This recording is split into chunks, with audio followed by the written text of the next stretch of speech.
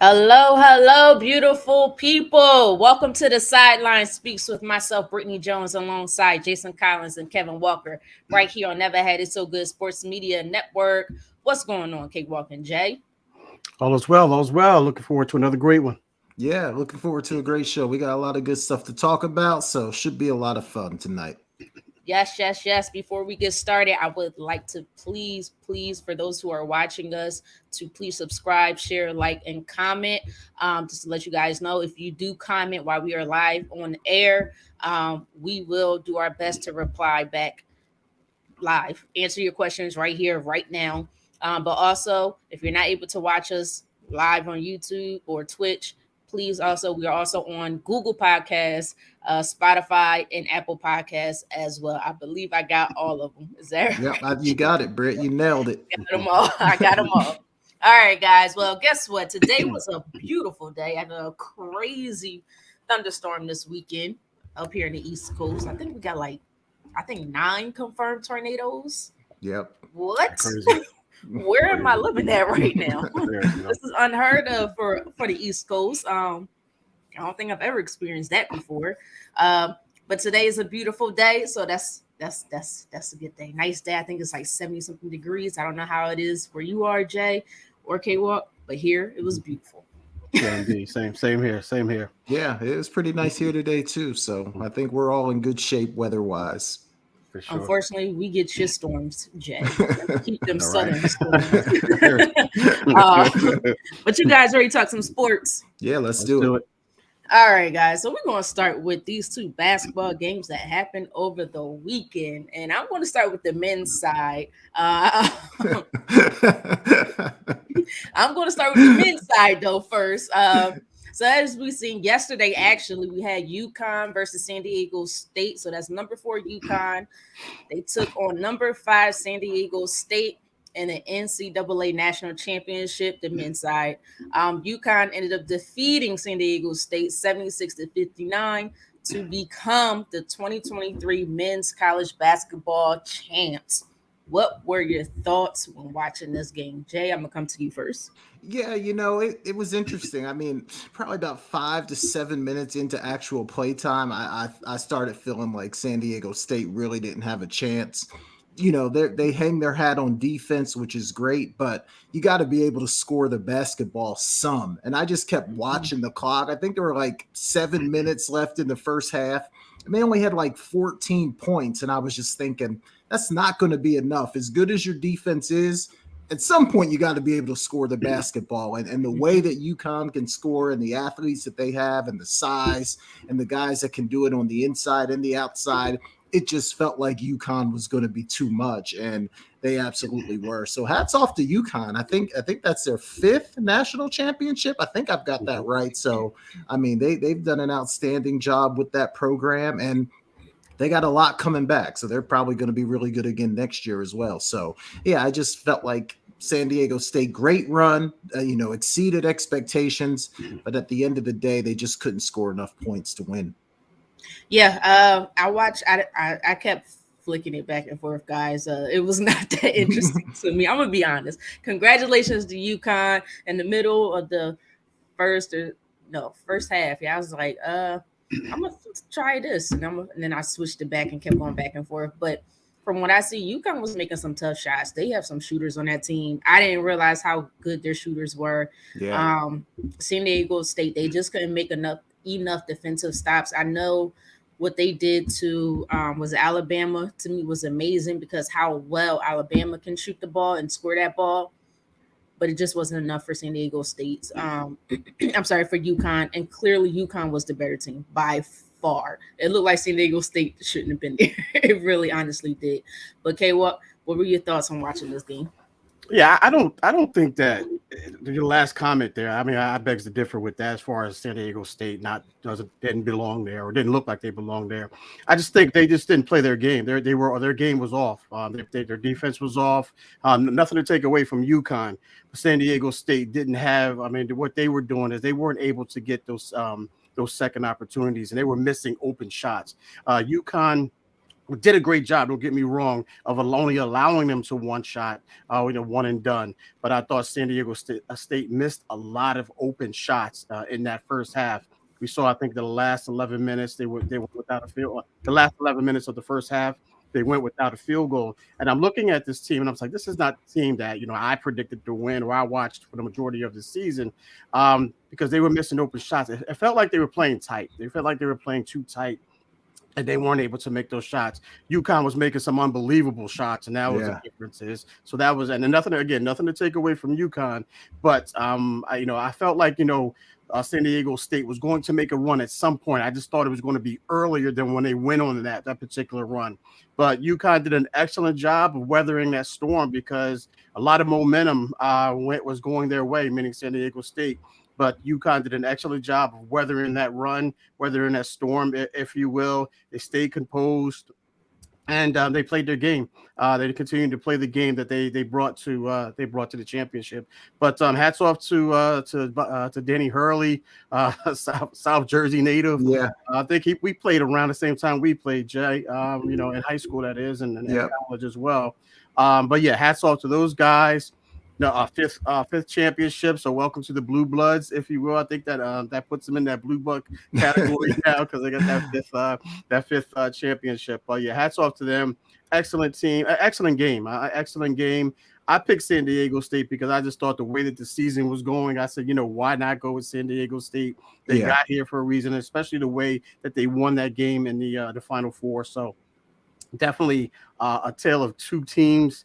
One hitting their shots and the other one not, and you can't argue they were a better team that particular night. Yeah, I also went with San Diego State, but I think UConn, all in all, was the better team, and they actually been a better team. I think people underestimated, including myself, underestimated UConn throughout the course of the season. And like I said, I'm gonna stand by what I say. It looked like San Diego State didn't belong. But anyway, let's move on to the next one, because this was the one I was most excited about. Clearly by the viewership, I think it got over 12 million views. Yeah. It could have been more than that, but as far as I know, the final number is about 12.6 million, which is a lot. Could be a lot more than an NBA game at times. But we had LSU. Sorry, guys.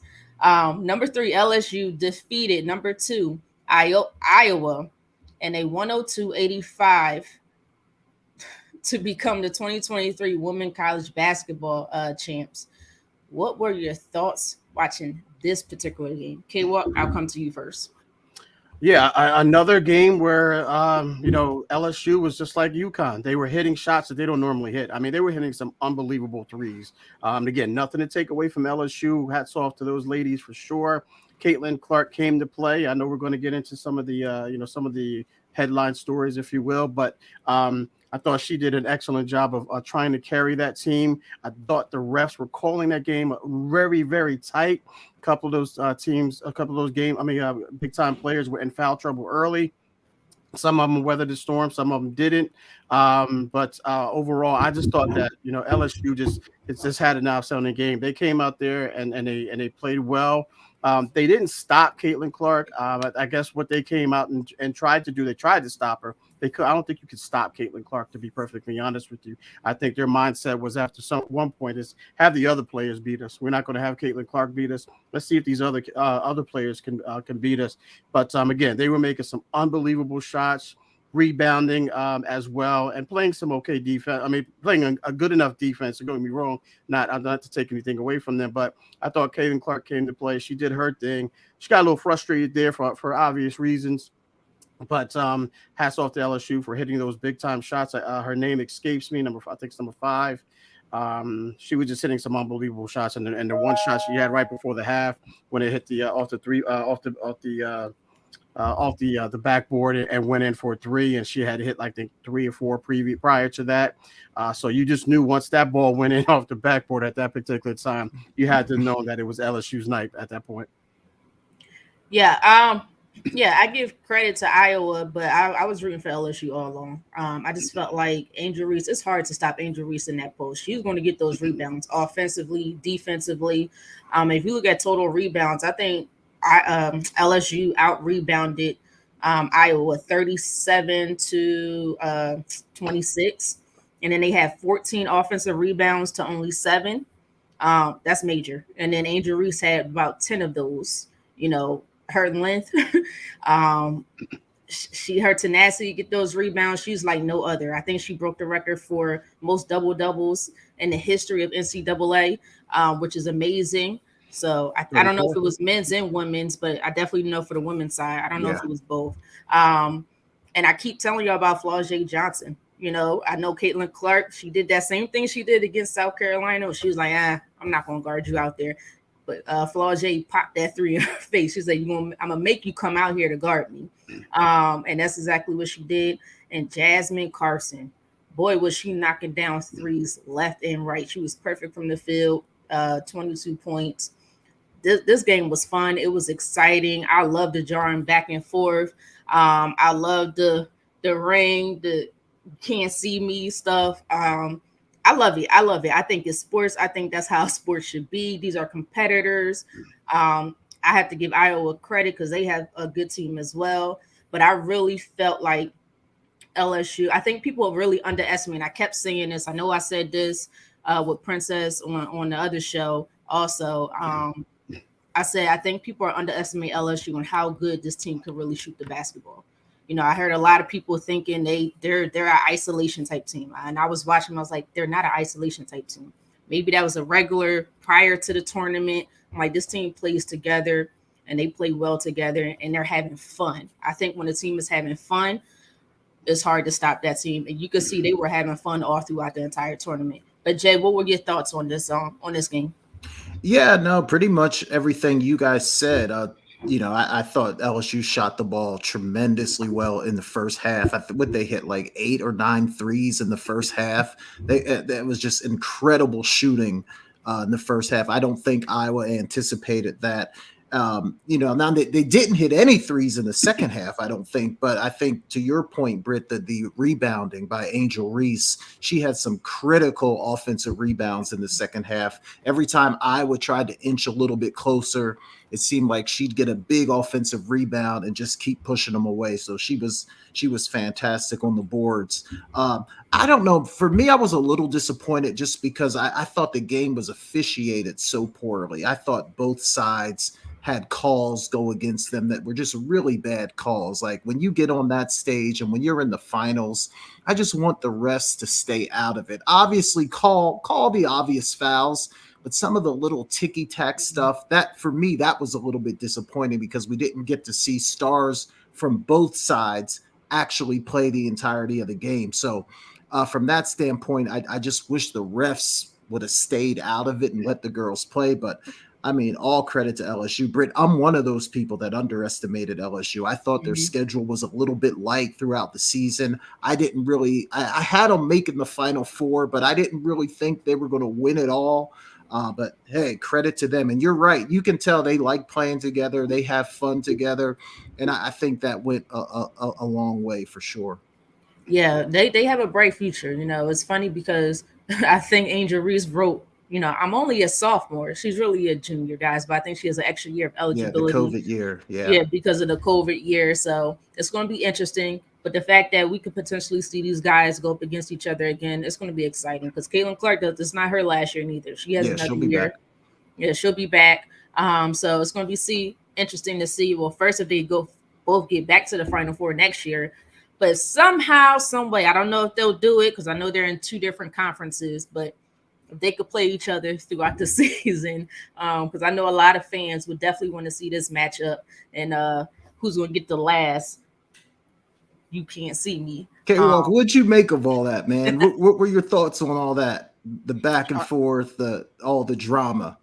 I thought it was just 2 competitors going at it. I mean, I thought that Reese was a little excessive with it, to be perfectly honest, as far as following her around, on the court. Caitlin Clark did an excellent job of ignoring it, not getting back at her. But, that's what, Caitlin Clark does. She understands that, listen, if you go and give it, you got to be able to take it. And she took it, and she took it like, like a professional, like some NBA players or some WNBA players, some NFL players, are not able to do that. Because I know if you did that to me and we're losing in a national championship game, there's going to be a lot more than words being, thrown around, to be honest with you. But yeah, I thought she was a little excessive with it. But I get where she's coming from.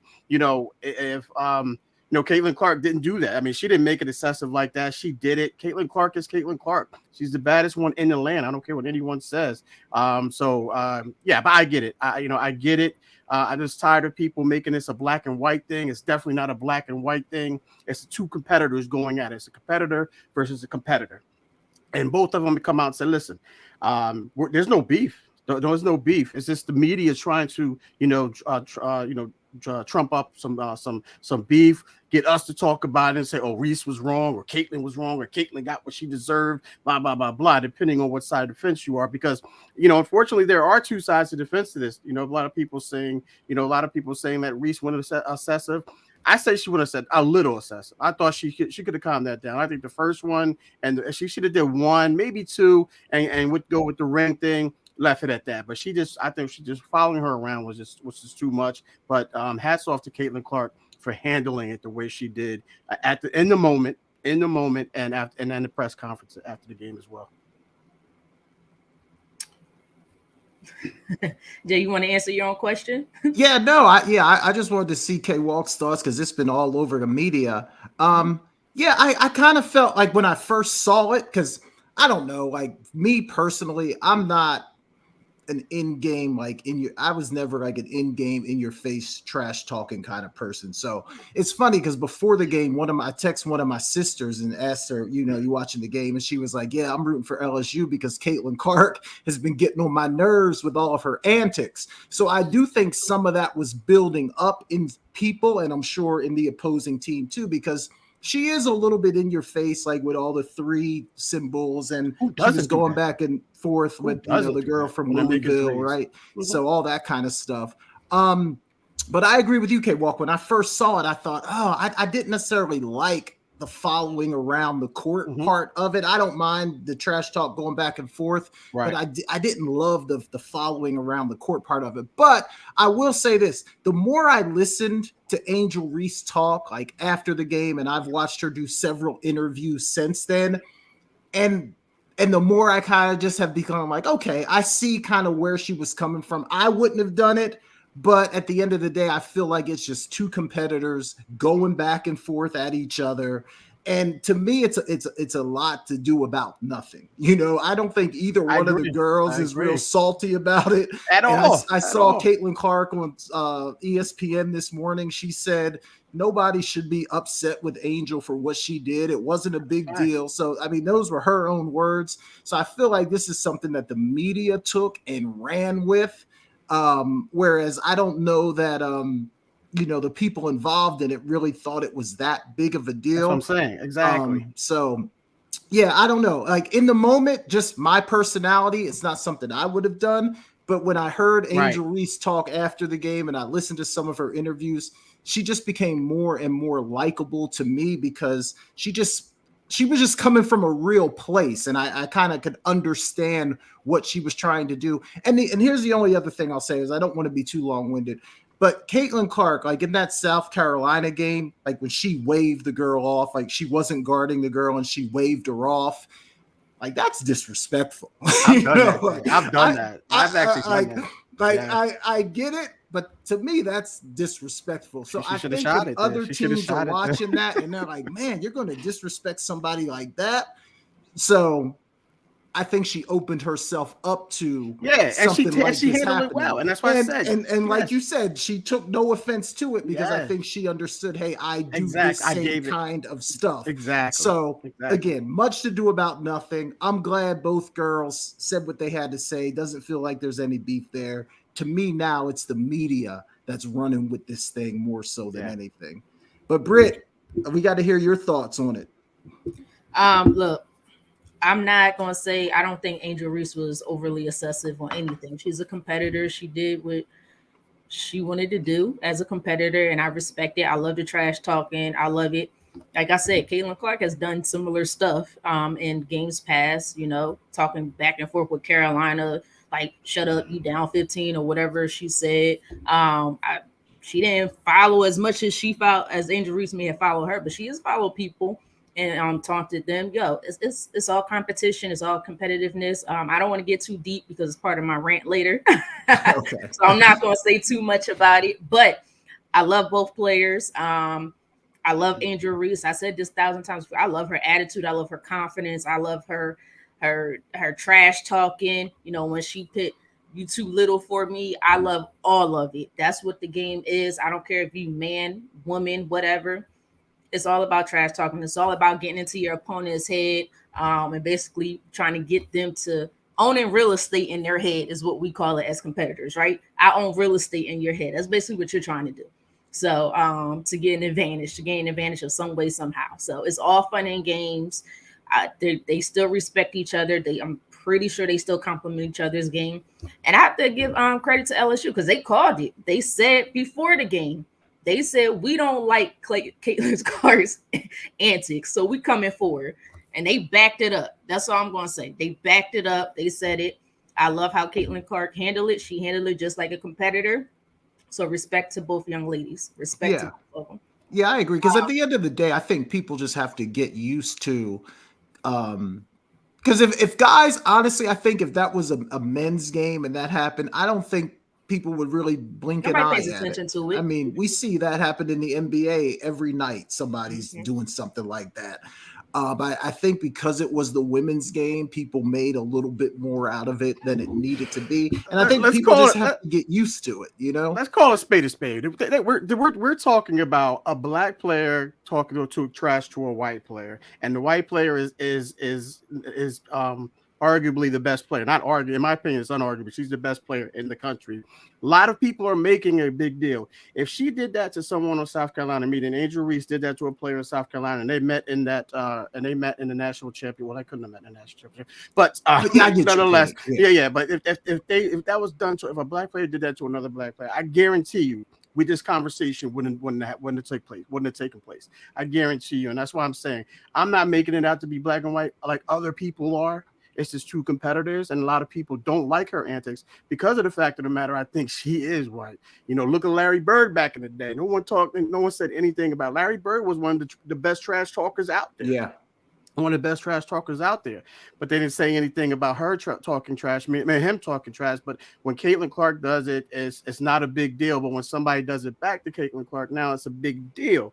No matter what side of the fence you want, you either love it or you hate it.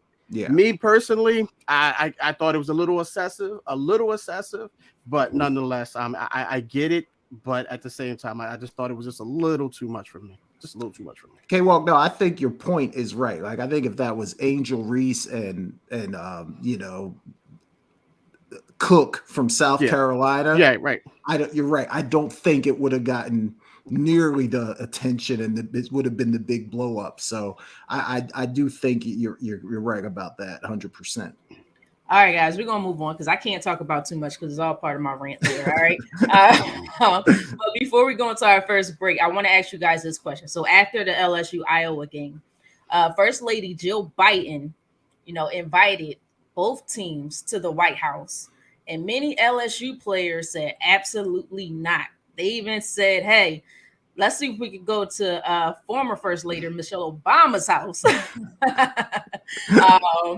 But do you guys think both teams should go to the White House? Jay, I'm gonna come to you first on this one. No, because that's not how it's done. I mean, unless I've missed something along the way where the runner-ups have come along on the trip as well, I don't see why now you would start doing that. I can't remember, and I could be wrong. Maybe I've missed it, but I was always under the impression that the champion got invited to the White House. They never brought the runner-up. So I don't understand the reason to do that now. So for me, that's a no.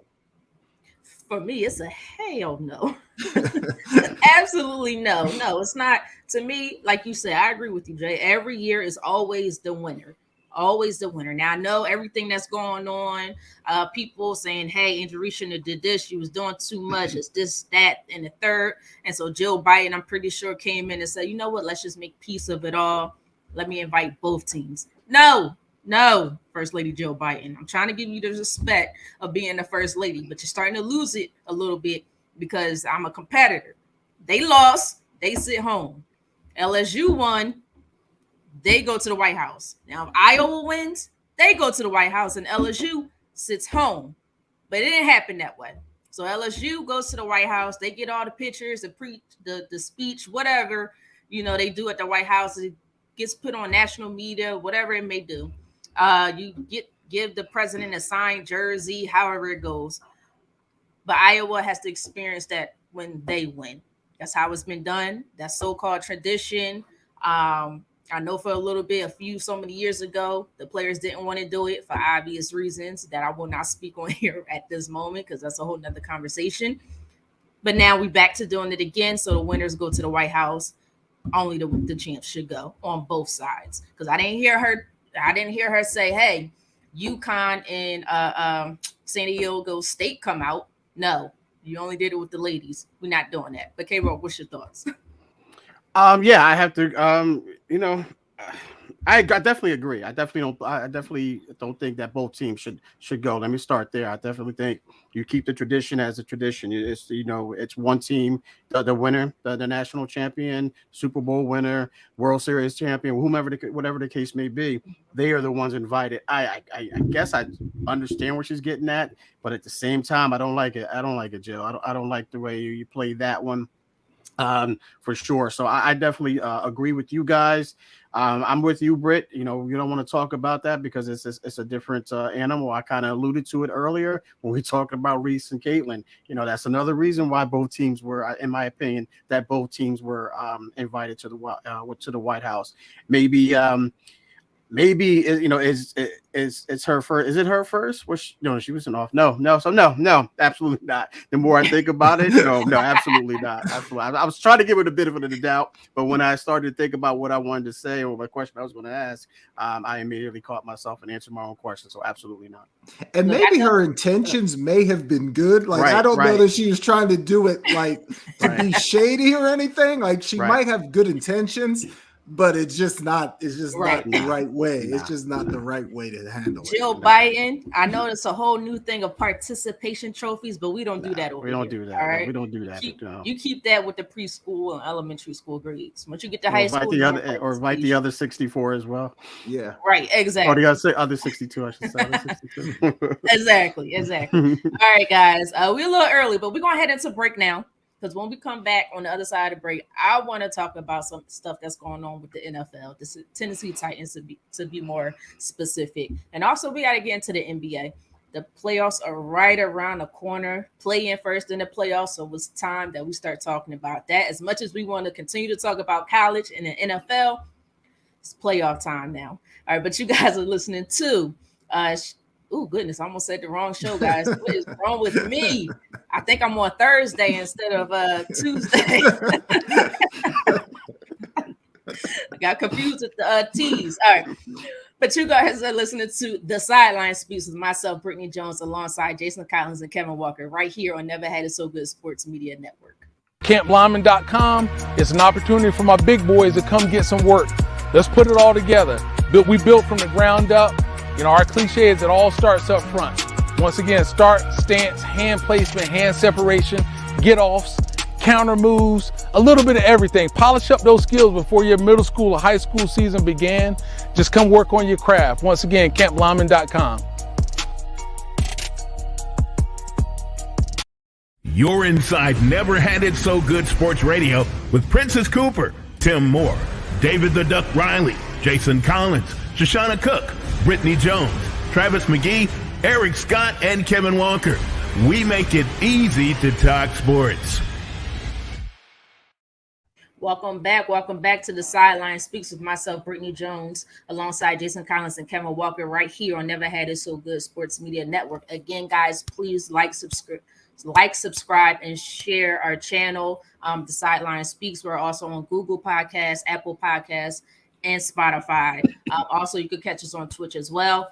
And if you leave comments, questions in the chat box, we will answer them live on air. All right, guys. So let's move on. We have to get into some NFL because the NFL draft is fastly approaching. It's always my birthday weekend. So happy early birthday to me. Yes, I always have a wonderful birthday just because of the draft. It's the first thing it's great to start with. And hopes that my team picks well. Come on, Howie Roseman. But there have been a lot of reports out there that the Tennessee Titans may be looking to trade up to the number 3 overall draft position to maybe potentially take a quarterback. So my question to you guys is, should the Titans look to take a quarterback in this year's draft, or should they continue developing with Malik Willis or keep Ryan Tannehill? They got a lot of quarterbacks already within the organization. What are your thoughts on this? K-Walk, I'm going to come to you first. No, I think they have two really solid quarterbacks. Ryan Tannehill, I know they're looking for somebody a little bit more flashy than Ryan Tannehill, but Ryan Tannehill, he's got the job done. Ever since he took over the helm there, he's actually made that team a lot better. But trading away AJ Brown doesn't really help his case there. And then you draft Malik Willis as well. He had not so productive rookie season, but I think he's looking to bounce back. So for the sake of the question, I don't think they go after a quarterback. I think they get the best remaining receiver in the draft. I think they pick 11th, I believe, if my memory serves me correctly. So I think you can get a solid receiver there. I think the receiver from one of the receivers from Ohio State should be available there. I think you go after receiver to replace A.J. Brown. But I think you got 2 solid quarterbacks there. So, yeah, it'll be a mistake to do that for sure. So what you're saying is if they trade up to 3, go for a receiver, don't go for the quarterback, right? Oh, no, don't. No, I don't think I don't think they should trade up. You don't think they should trade up at all? No, okay. I don't think they should trade up. I thought that was a question. I'm sorry.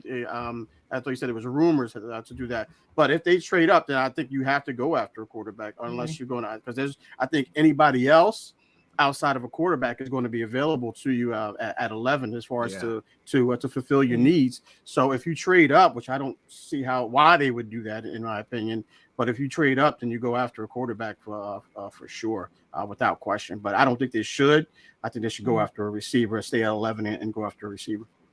Yeah, okay. Well, I'm gonna be honest. I gotta agree with you. I think you went after Malik Willis for a reason, and that was not last year. Was that last year? No, 2 years ago. 2 years ago. Mm-hmm. So work on him, develop his skill set. He also has a strong arm. He's also very mobile. I feel like they're attracted to Anthony Richardson. I mean, after that pro day, I understand why. I think he's going to end up being a very good player in the NFL.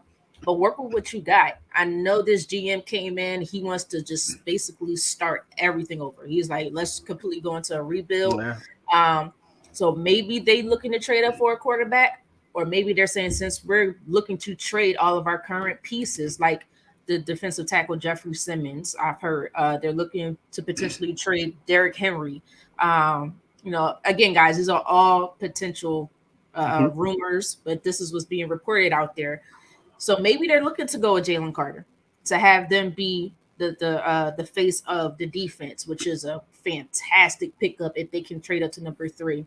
Mm-hmm. But I do agree with K-Walk. If they're looking to go to number 3 for a quarterback, why? You already have 2 quarterbacks. I don't see the star potential in Ryan Tannehill, but I think Malik Willis you can still develop into a franchise quarterback and just give him his opportunity. But Jay, what are your thoughts on this?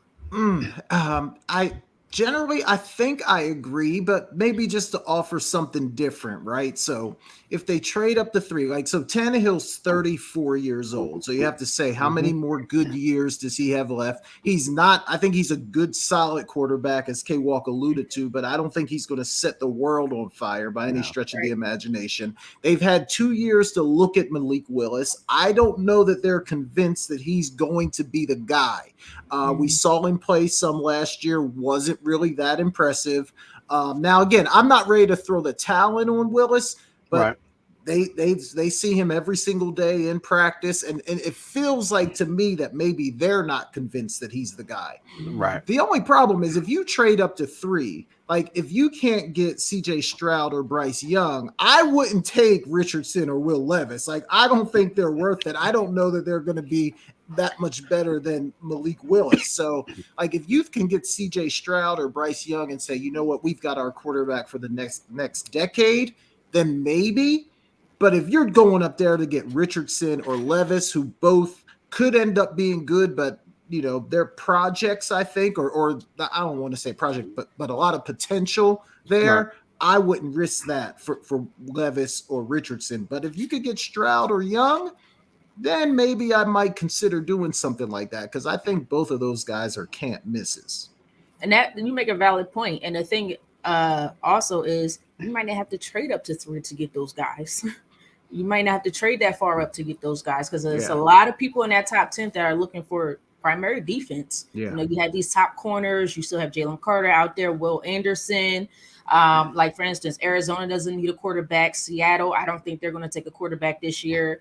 The Bears, they're not going to take a quarterback this year. And it's another team, I believe it's in there. I can't think of who they are right now. The Eagles, I know they're one ahead of you. They're definitely not going to take a quarterback this year. So if they're really interested in one of those guys, then you might not have to trade up so far up. And then I also agree with you that Anthony Richardson, Will Levis maybe just as much as a project as a Malik Willis. But any other thoughts on this, K-Walk or Jay? Nah, just I know we may touch on this, but just the recently released mock draft of Todd McShay, that it sounds like it's going to that if everything holds up to fruition, there's going to be some shakeups in that top 3 for sure. So maybe the Titans are hearing the same thing that Todd McShay is hearing.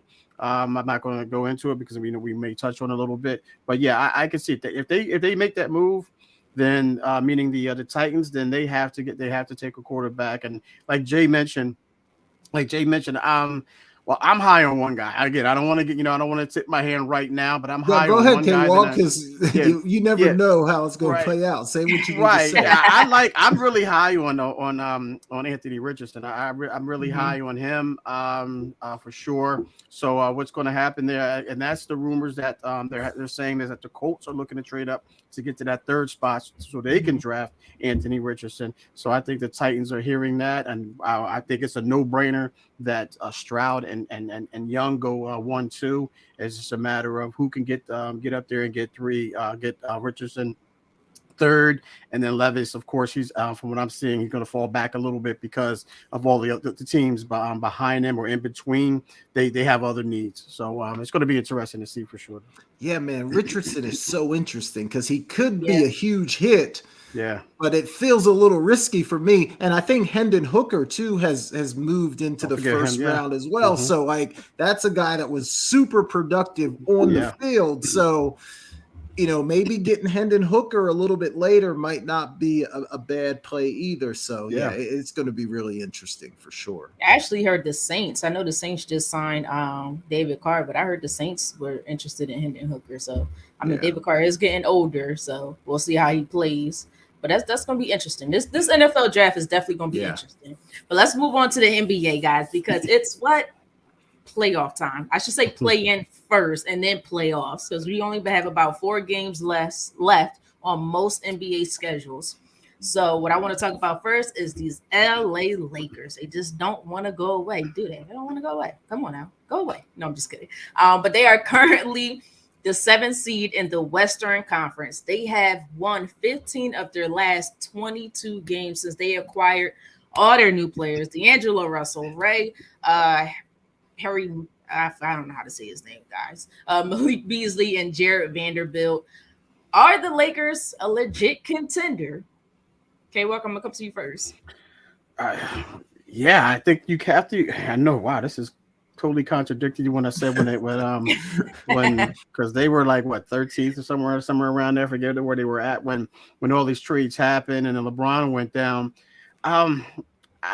Contenders, I don't see them as contenders. I think at the end of the day they'll still be the Lakers. I think they have the potential for all the names that you mentioned.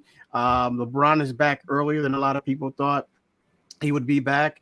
AD is playing, consistent ball, and then all those other surrounding pieces as well as playing, and the record speaks for as well. They moved up from what, they were like 2 games, 3 games, or out of the play-in game, just the last play-in game, and now they're 7th seed. So it's going to be interesting to see. So to answer the question, I'll say I'll say yes, because I think they're getting hot at the right time. It's almost playoffs time, and that's when you want to get hot. So I'll say yes. I'll say yes. Yeah, they are definitely getting hot at the right time. They seem to be healthy. I know Anthony Davis had another scare the last game. He was grabbing at his ankle, so hopefully he could hold on there. I don't know if they're contenders. I'm not sure if I believe it just yet. First of all, we got to make sure they stay healthy long enough. But I definitely think they're scary. I think those are one of those teams. They're becoming that team, or they are that team that if you're not careful, they're going to beat you. And next thing you know, they're going to be in the Western Conference Finals some way, somehow. We know, of course, how talented they are because they have LeBron, because they have Anthony Davis, because they now have D'Angelo Russell. But I think he just got hurt, so I'm not sure if he's playing in the next game as well. I don't know if they play tonight or not. But injuries are a serious, serious situation with this team. So I don't think they're contenders yet. They're on the verge of it. But I think they are that team that if you're not careful, they will beat you, of course. But Jay, what are your thoughts? Do you think the Lakers are legit contenders? You know what? I think they are. I really do. If you got LeBron and AD, right? I mean, you're in the mix, and they found a way to get themselves back into the playoff picture. And here's the thing, like, we look at the West and we're like, man, the West is crazy. There's a lot of great teams, going to be great matchups. But do any one of the teams in the West feel unbeatable? Like, there's not a team in the West that you're like, oh, that these guys are just unbeatable. Right? I feel like anyone could win any of those series matchups.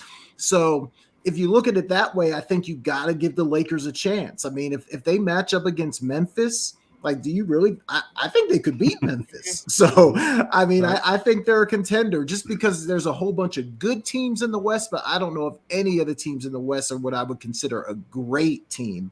So, yeah, I'm going to say they're a contender for sure. Follow-up question. Jay, this is directed towards you. Yep. Would the Lakers beat Phoenix? I don't think so. I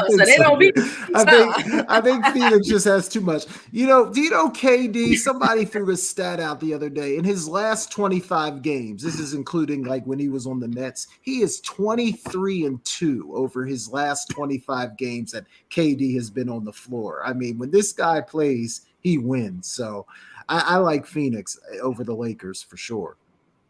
Me too. I just wanted to ask you that question. All right, guys. Next one. All right, so now we're going to get into the Dallas Mavericks. I know last week we tried to talk about it a little bit. We ran out of some time, but I figured why not talk about this week because this has been crazy. So the Dallas Mavericks are currently 11th seed in the Western Conference in one game out of the play-in tournament. They're behind OKC in the standings. Why have Dallas fallen so far behind? Like, why have they fallen so far behind? And who do you think is to blame for this? Is it Kyrie Irving? Is it Luka? Is it someone else? Like, what is going on here? Jay, I'm gonna come to you first on this one. Oh man, Britt, I wish I had the answer. Like, who do you put the blame on? Like, I guess Kyrie is like an easy target because it feels like when he got there, everything fell apart. But I'm not so sure it's really all Kyrie's fault. Right. I don't know. I think it just boils down to this: they don't play defense. And as we get down to the end of the season where every game counts, you got to be able to do it on both ends. And they got some great guys offensively that can score the basketball. But if you're going to turn around and give it right back up on the other end, I mean, it's almost worthless. And then I'll say this about Luka. For as good as Luka is, and I know everybody loves him, I don't love his style of basketball. I just don't know that that's winning basketball, to pound the ball late into the shot clock and either take a difficult three or pass it to someone with 3-4 seconds left and see if they can make a shot. Like, that just doesn't feel like winning basketball to me. So I think it's a combination of a lot of things, Britt, but at the end of the day, I guess I'll say defensively, they're just not good enough on a night in and night out basis. Yeah, no, they're absolutely not good enough on the night in, night out. It's absolutely. I know. I've said it prior to when the trade was made. I think K Walk said it when the trade was made. They don't have enough defense. Jay, I can't remember if you said it or not, but I'm pretty sure you was in agreement with that situation. They're 8-16 since the Kyrie Irving trade. Their record is now 37-42. They have no defense. And that's basically the main reason why they fall behind. They could score the ball, absolutely score it in any way they would like to, but they can't stop. And that's not good when you are going up against a team that can at least slow you down. It's so hard to clearly defend Kyrie Irving and Luka because what they could do on the offensive side of the ball, but you could at least slow them down a little bit. And when teams are able to do that, or they say, hey, you know what, let's take it out of this person's hands, let's take it out of that person's hands and make the other players around you beat us, they can't do it. They cannot get it done. But who's to blame for this? I don't think it's Kyrie Irving. I don't even think it's Luka. I think it's that GM. This is something you should know. You know, this is something that you're supposed to pay attention to, supposed to scout, whatever you need to do. When you review tape, you should understand Luka does not play defense. Neither does Kyrie Irving. And some of the players that you traded away to get these guys, they played some defense. But you should have looked for more two-way players, and they just did not do that. You still got to give Luka more help. But Kay, what are your thoughts on this? Yeah, I agree with you. You stole my answer, Britt, to be honest with you. I was going to put it on the GM. I mean, you had to know what type of styles, because when this trade first took place, everyone and their mother who knows basketball and understood that these two guys didn't go well together. They're ball dominant basketball players. Jay alluded to it. Luka has that offensive game that he dribbles until there's 3 seconds left to go on the shot clock, and he's passing it off to whomever, whether it be Kyrie or someone else. And 3 seconds to get off of a shot is unless you're wide open, it's hard to knock down. So I'm going to say I'm going to agree with you on this one, Britt. I was going to say the same exact thing. They had to have done their due diligence in order to know that these two guys weren't going to work. You already knew your team, what type of identity you had, and Kyrie somewhat. I think Kyrie individually can play good defense. He does. He has shown it, but I don't think this team meshes well. As from playing team defense, because you have those individuals there like Luka. You have some other guys as well, but as a team, they don't play well. You knew what your identity was, GM. But still, you brought this guy in, and it didn't work. 8-16 is a rough record to have when you fell down to 11 right now. So you're out of the play-in game, and this is rough. And then I heard rumors that they're talking about shutting both of these guys down for the rest of the season. So that's what's going to make the GM look even worse. So yeah, I'm going to say the GM. I'm going to say the GM. Man. They're only like one game out of 10. And they're ready to shut it down. But Jay, I know, that's what I'm saying. They're talking about shutting it down, right? That's crazy. Yeah, that's Jay, especially. Go ahead. I'm sorry, Britt, but Jay, it's still your line. I guess they recognize a sinking ship when they see one. Yeah. It's a small one. Yeah, that's crazy, because if you look at OKC's schedule, the last remaining games, they have some tough teams they have to go up against. And then the Mavs, their schedule is not as difficult, so they could potentially still sneak into that 10th seed. But if you're already giving up, then I know for sure they're not going to sneak into anything. The organization then gave up. But all right, guys, let's move on. I want to get into a different segment, guys, because I always see everywhere we look, Shaq post them, or former NBA players, current NBA players, they always post this stuff. What happened if I was paired with these two players versus these three guys? So I want to call this 3-on-3.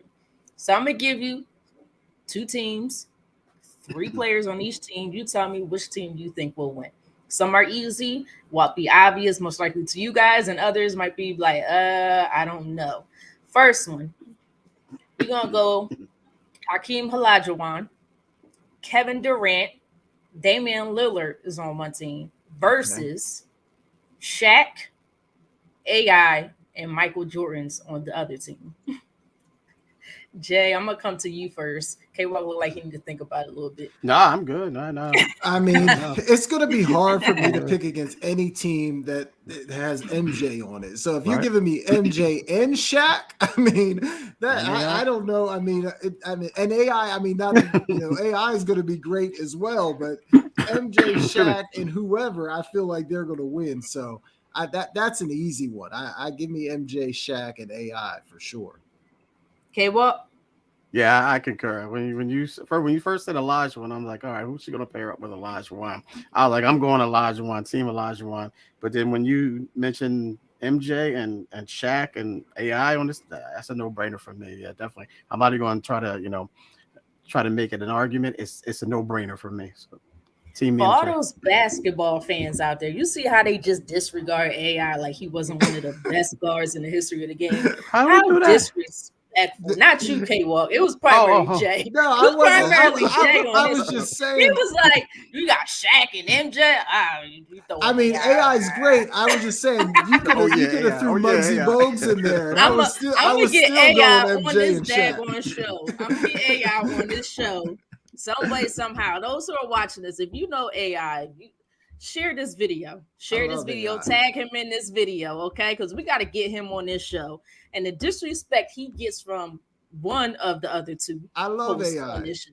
I got him right behind Isaiah Thomas. I need for him to talk on this show. All right, guys, let's move on to the next one. You didn't pick up what Jay just said, did you? I heard him. Yeah, most basketball fans looking at you with a side eye, like you crazy. Wow. But all right.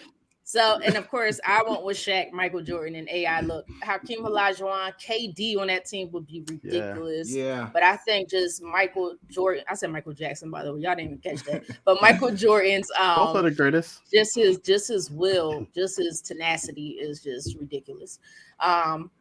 Next one, we got Magic Johnson. If you guys need to write it down, let me know. Yeah, I'm writing Magic Johnson, Dirk Nowitzki. So Magic's the point, Dirk's the center. Tracy McGrady versus we have LeBron James. I'm gonna put him at the point if you want to, point forward. Joel Embiid at the center. Larry Bird as the wing. Who you got winning this one? K-Walk, I'm coming to you first. All right, so you said Magic, Dirk, and who's the third one? I'm sorry, I didn't write it Tracy down. McGrady. T-Mac. T-Mac's underrated. T-Mac was a player. Underrated. I'm sorry. One more time with the second team. I should have read this. Second team was LeBron, Joel, and Larry Bird. Joel Embiid and Larry Bird. Gotcha.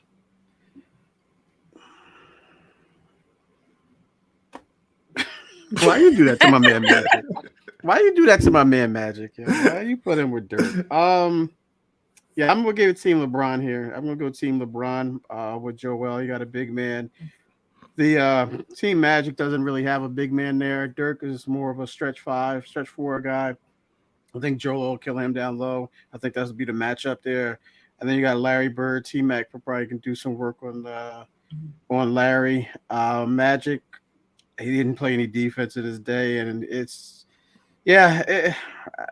I'm going Team LeBron there. Team LeBron. Jay, who you got? Yeah, I'm with K-Walk. You got to go Team LeBron here. I don't think Magic can guard LeBron. I don't think Dirk can guard Joel. And Larry's Larry. Like you might say he's not quick, but he's going to get his shot off. So, yeah, I got Team LeBron here all the way. Nobody wanted to go with Team Dirk. Dirk. He was the center one. Okay. All right.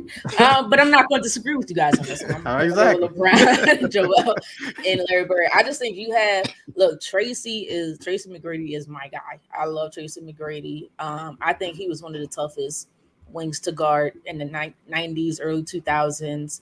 He is so underrated. It makes no sense how much underrated he is. We already know Magic. And then Dirk, to me, was one of the best big men during his time.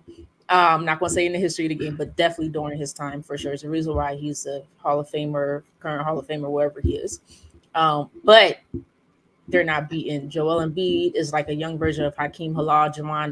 That's his mentor. That's who he studied since he was young. Larry Bird is the trash talker of all trash talkers, and he played defense, and he will score right in your face. And we already know what LeBron is about. Next one. I got 3 more. Wilt Chamberlain, Dr. J, Steph Curry. So Wilt is your big man, Dr. J is your wing, Steph is your point guard. That's Versus Bill Russell, your big man. I'll put him back in this. All right, we'll take it. Bill Russell is your big man. LeBron James is your wing. Isaiah Thomas is your point. You talk about Isaiah Thomas, Jay. And LeBron got to be in here twice. He ain't that good. I meant to take him out of that, but I forgot, guys. My apologies. So unless you come up with a quick wing real quick, I'll change it. But Jay, who you got? Which team do you have? This is a good one, Britt. This is the hardest one so far for me. But I think I'm gonna go Russell, LeBron, and Isaiah. It's a tough call. I mean, it really is because, man, shoot, I don't know, Britt. I might change my mind here. I'm gonna stick with it. I'm gonna go Russell, LeBron, and Isaiah, but I don't have a good reason. It's that close.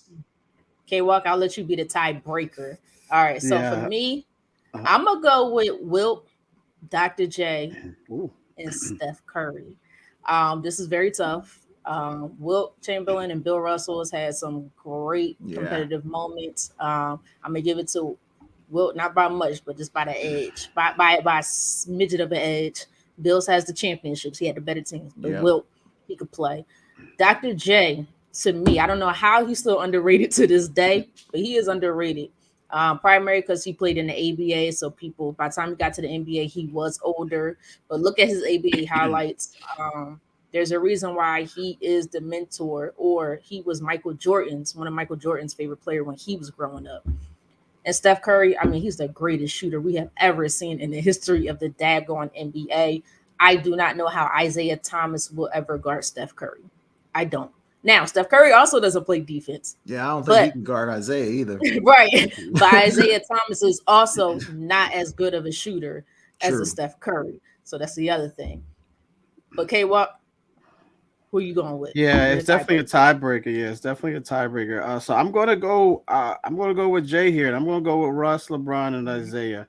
I think that's you can. I mean, it's a great argument either way. But I think the difference here is probably LeBron. No disrespect to Dr. J. I just think he's just a little bit more physical than Doc was. I think on both ends of the court, especially down low, because it's not a fast break game. It won't be a fast break game. So I'll take I think Dr. J was better in the open court. LeBron is pretty good too, but I think he's better there. That's the difference with me right there is LeBron and Dr. J. So I'll go team Russ here. I'm going with Wilt all day. Okay. Let's say it's a great argument either way. Either way. But next one. All right, 2 more guys, and then we'll move on. We have Moses Malone is your big man. Ray Allen is your wing because he could play the 3. He was a 3. Steve Nash is your playmaker. He was your point. Versus David Robinson, the Admiral, is your big man. Reggie Miller is your wing. So you got Ray Allen, the wing on the other side. Reggie Miller, the wing on this side. Tough. John Stockton is your point guard. 2 playmakers between him and Steve Nash. Who you got? Let's see who I want to go with first. Jay, I'm going to come back to you first. All right. I think I'm going Robinson, Reggie, and Stockton. I think Stockton's probably a little bit better than Nash. I think Reggie's probably a little bit better than Ray Allen. I don't know if I would say David Robinson's better than Moses Malone, but I feel like, it's a push. Maybe Moses is a little bit better, but I'm going to take Robinson, Reggie, and Stockton. I think that's the better team. This time I'm going to have K-Walk go next. Yeah, I have to agree with Jay on this one, man. I know Steve Nash was a 2-time MVP back-to-back. Ray Allen was a dagger, probably the prettiest looking shot in the game as far as form goes. Moses, I don't know. I think it's a wash. I'm gonna go with Team Admiral here. I'm gonna take David Robinson, Reggie Miller, and John Stockton. And I'm not high on John Stockton at all, but I just think that David Robinson, Reggie Miller is a better combination than Moses and Ray Allen. Now it's up to me to make it unanimous, or do I want to throw some salt onto Bring it? it on home, Britt. Bring it Let's home. see. Steve Nash versus John Stockton. I mean, both playmakers is a reason why they're Hall of Famers, of course. I don't even know who I would give my edge to, because John Stockton with those Karl Malone days was amazing. Yeah. The Jazz, Steve Nash, when he primarily to me when he played in Phoenix, I thought he played fantastic with Amari Stoudemire. I might give it to John Stockton on that one. Reggie Miller versus Ray Allen. Now, Ray Allen, I'm pretty sure the Miami Heat days with that last second shot, K-Walk was happy about that, but it still to this day does not beat that 8 points in 8 freaking seconds. That makes no sense. So I'm gonna give Reggie his, you know, what I'm trying to say. Slight edge on that one. Thank you. Okay. Slight edge on that one. Moses Malone, David Robinson. Now that was the hard one. I think I'm gonna give Moses a slight edge. I think he's a lot more physical, a lot more of a banger in your face. But David Robinson is no one to sneeze at. Like, he was a player too. But because I got 2-1, I'm gonna make this unanimous, and I'm gonna go with David Robinson's team primarily because of the wing and the guard. Last one. How tall was Moses? Like 6'9", 6'10"? Yeah, I'm thinking I don't know. 6'10". I'm not sure. That's something I gotta look at. Pull that up, Jeff. That might be a tough matchup. That might be a tough matchup because the Admiral's tall. Yeah, 7'1". But Moses was very, very, very. So physical. Moses was 6'10". He feels like a short 6'10" to me. He don't feel like a long 6'10". But Moses is physical. Yeah, he could be short, but he was physical. Yeah, he's the banger of bodies on the NBA court.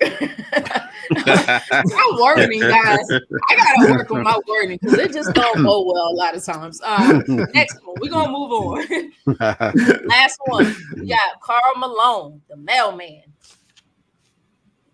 as the big man. Then we got the truth, Paul Pierce, as your wing. And then we have Russell Westbrook as your point guard. Triple-double current king.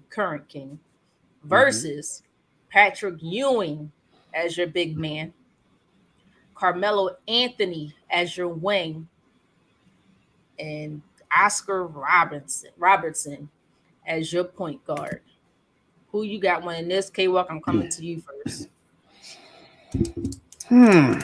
All right, I'm going to go Team Ewing here. I don't think Karl Malone could mess with him on either side.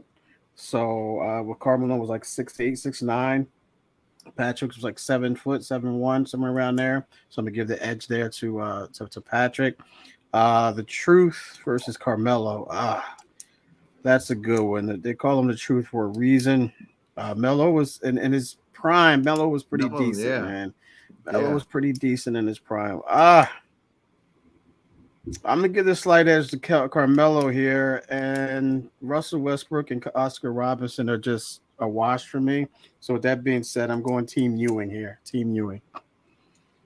Russell Westbrook and Oscar Robinson is not a wash. I still think Oscar Robinson is the better player. I think he can score a little bit better. Oh, that means I got to go next. Man, I wanted to be the unanimous person or not. But, oh, man, this is not easy. I think for me, the difference is probably the Carmelo Anthony and the Paul Pierce ones for me. Both fantastic players, but I just feel like when Carmelo Anthony catches fire, if those who can remember in his prime, he does not miss for nothing. And Paul Pierce, when he was a great shooter as well. But I think Carmelo Anthony had him a little bit by this much. Paul Pierce kind of had that old man's game. He wasn't fast, but he could get you into these weird positions where it's to his advantage. That's why he's called the Truth. But I'm gonna go with Patrick Ewing, Carmelo Anthony, and Oscar Robertson as well. It's not as easy as I thought. Because I'm sitting here thinking of the Karl Malone thing and the things that Karl Malone was able to do on that offensive side of the ball. Also, Patrick Ewing is a fantastic player, Hall of Fame player. But I think there's a reason why Karl Malone was he's third now I believe, on the points all-time think score. He so. got pushed Third back now, because of yeah. Third. LeBron. Yeah, LeBron, yeah. I'm gonna stick with my team. But Jay, you gonna make it unanimous, or you going the other way? Yeah, no, I'm gonna make it unanimous. I like all three guys on Team Ewing more than the other three. I like Pat Ewing. I like Melo over Paul Pierce, and I like Oscar over Westbrook as well. So it's a pretty easy one for me. I'm going Team Ewing here.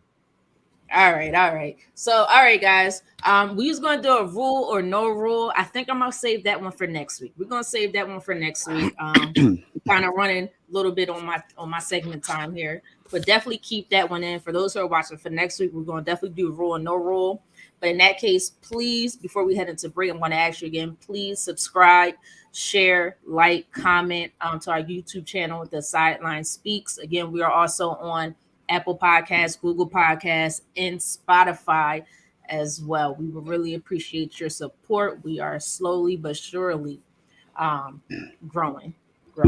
But you guys are listening to The SideLine Speaks with myself, Britne Jones, alongside Jason Collins and Kevin Walker, right here on Never Had It So Good Sports Media Network. CampBlyman.com is an opportunity for my big boys to come get some work. Let's put it all together. We built from the ground up. Our cliche is it all starts up front. Once again, start, stance, hand placement, hand separation, get-offs, counter moves, a little bit of everything. Polish up those skills before your middle school or high school season began. Just come work on your craft. Once again, CampBlyman.com.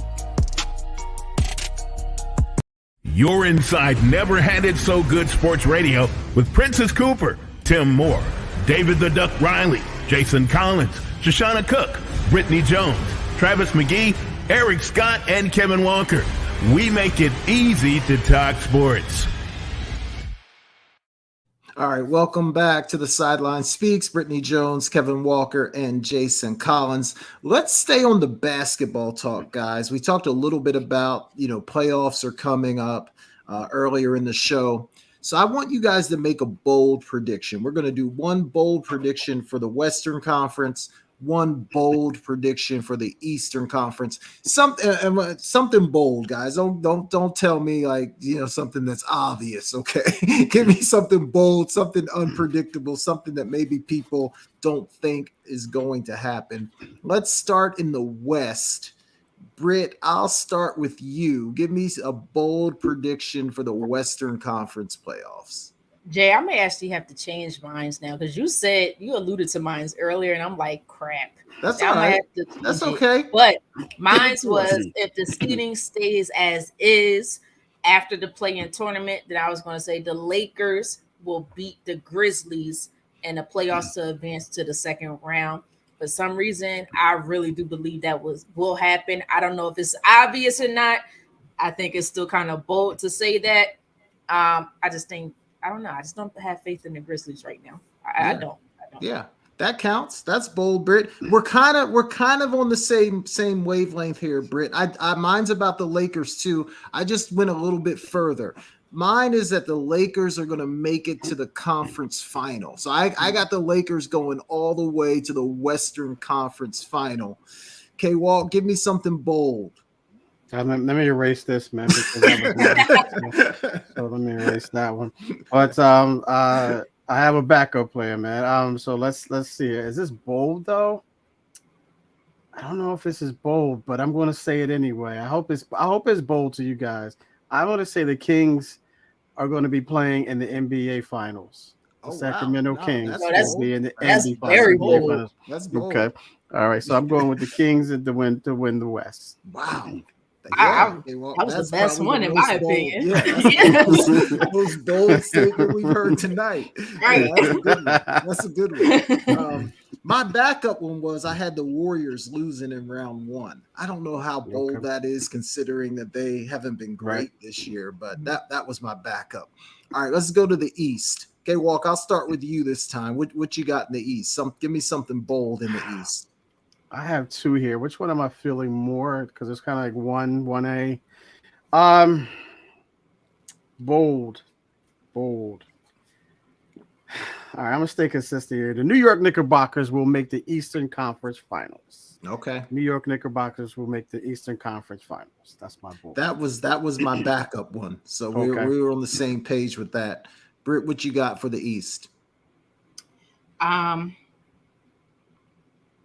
gonna change this a little bit. This is very bold, I think. But in the play-in, we're gonna have, I think it's the loser of the 7-8 seed versus the winner of the 9-10 seed. Mm-hmm. I have the Bulls beating the Heat to get into the playoffs. Oh, ooh. So K Walk's Heat on the outside looking in. Yes. I can Yes. see that. I can actually see that. Man, okay. That's rough. Don't know if it'll happen, but it's yeah, a no, bold. that's Both bold. teams have been struggling. Yeah, that's bold. Man, I hate to say this one, but this was one of the ones I had down. I got the Sixers losing in the first round. Losing in the first round. They just feel a little bit off to me for some reason. I don't know why. I'm not sure what it is. Injury. I got them losing in the first round. So that's my bold prediction for the East. Injury is one heck of a drug. It is. It's funny because every team injured at the wrong daggone time. Like, every team is just Achilles and calf. one play away from derailing their whole season. Right. All right, guys. I saw this on TikTok. A couple guys were talking about it. They were talking about an NBA one-on-one games. And they were asking about Kyrie and Steph. And I thought their conversation was super interesting, who would win a one-on-one game between Kyrie and Steph. So I said, let me bring this to the show and see what you guys think. And then I added a couple more as well. But let's start with that one, Britt. Kyrie and Steph in a one-on-one game. Who you got? This is actually tough for me. One-on-one, so no screen setting. One-on-one. I think Steph is the best shooter in the history of this game. And it took me a long time to finally say that, a very long time. I didn't want to take it away from Reggie Miller. I didn't want to take it from Ray Allen. I didn't want to take it away from Larry Bird. But he is officially the best. And you have to guard him from the time he wakes up. But Kyrie will put you in a pan and stir fry the heck out of you. He will have you spinning in all types of ways. And when he is hot, he is hot. I'm going to give it to Kyrie. Okay. I'm going to say Kyrie Irving. One-on-one.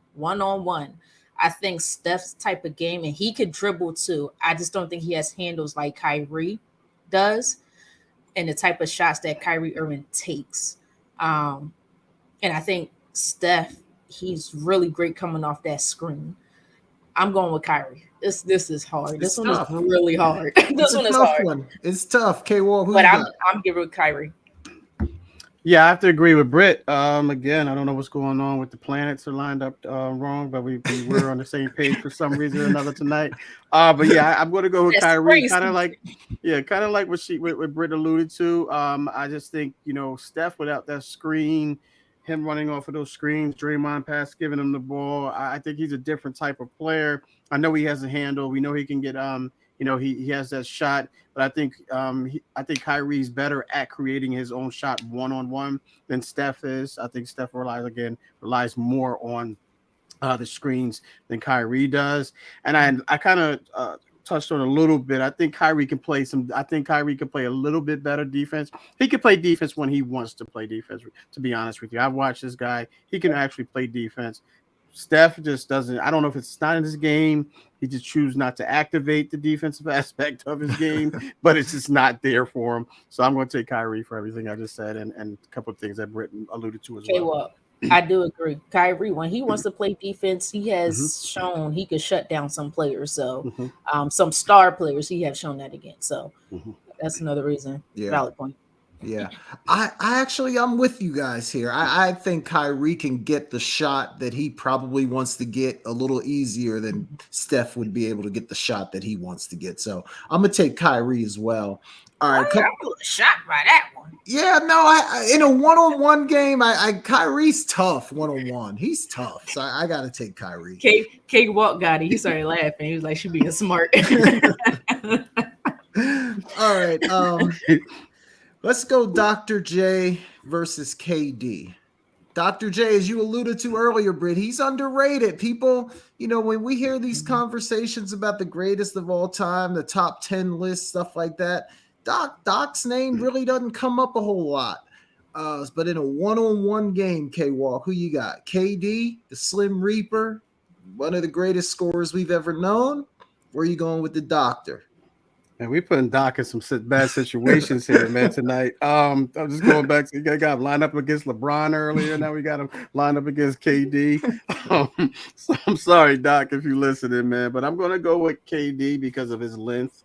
I know Doc probably could run through him all day long, but I just think that KD can shoot over him all day long as well. So this is not a close one by any. I mean, this is not a no-brainer for me. This is definitely a close one. I thought about this one, ladies and gentlemen. And the only thing that I can say that the differences between the two is KD's length. So I'm gonna. I think KD's game is a lot better than Dr. J's half-court game. We're talking half-court here, ladies and gentlemen. At least I hope we are. Yeah, for sure. I'm with you. I'm taking KD too, just because I think offensively he just has a lot more in his game than Doc had in his game. So just in a one-on-one game, I just think KD can get any shot that he wants. So I'm going to take KD. Britt, what say you? Who gets the ball first?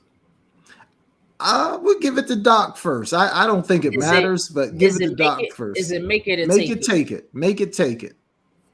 All right. But see, the thing is, if Doc was driving to the rim and doing rock the cradle and all that stuff, I would give it to Doc. But eventually, he's going to shoot that ball. So, and that's where he's going to miss. He wasn't the best outside shooter. He was not the best outside shooter.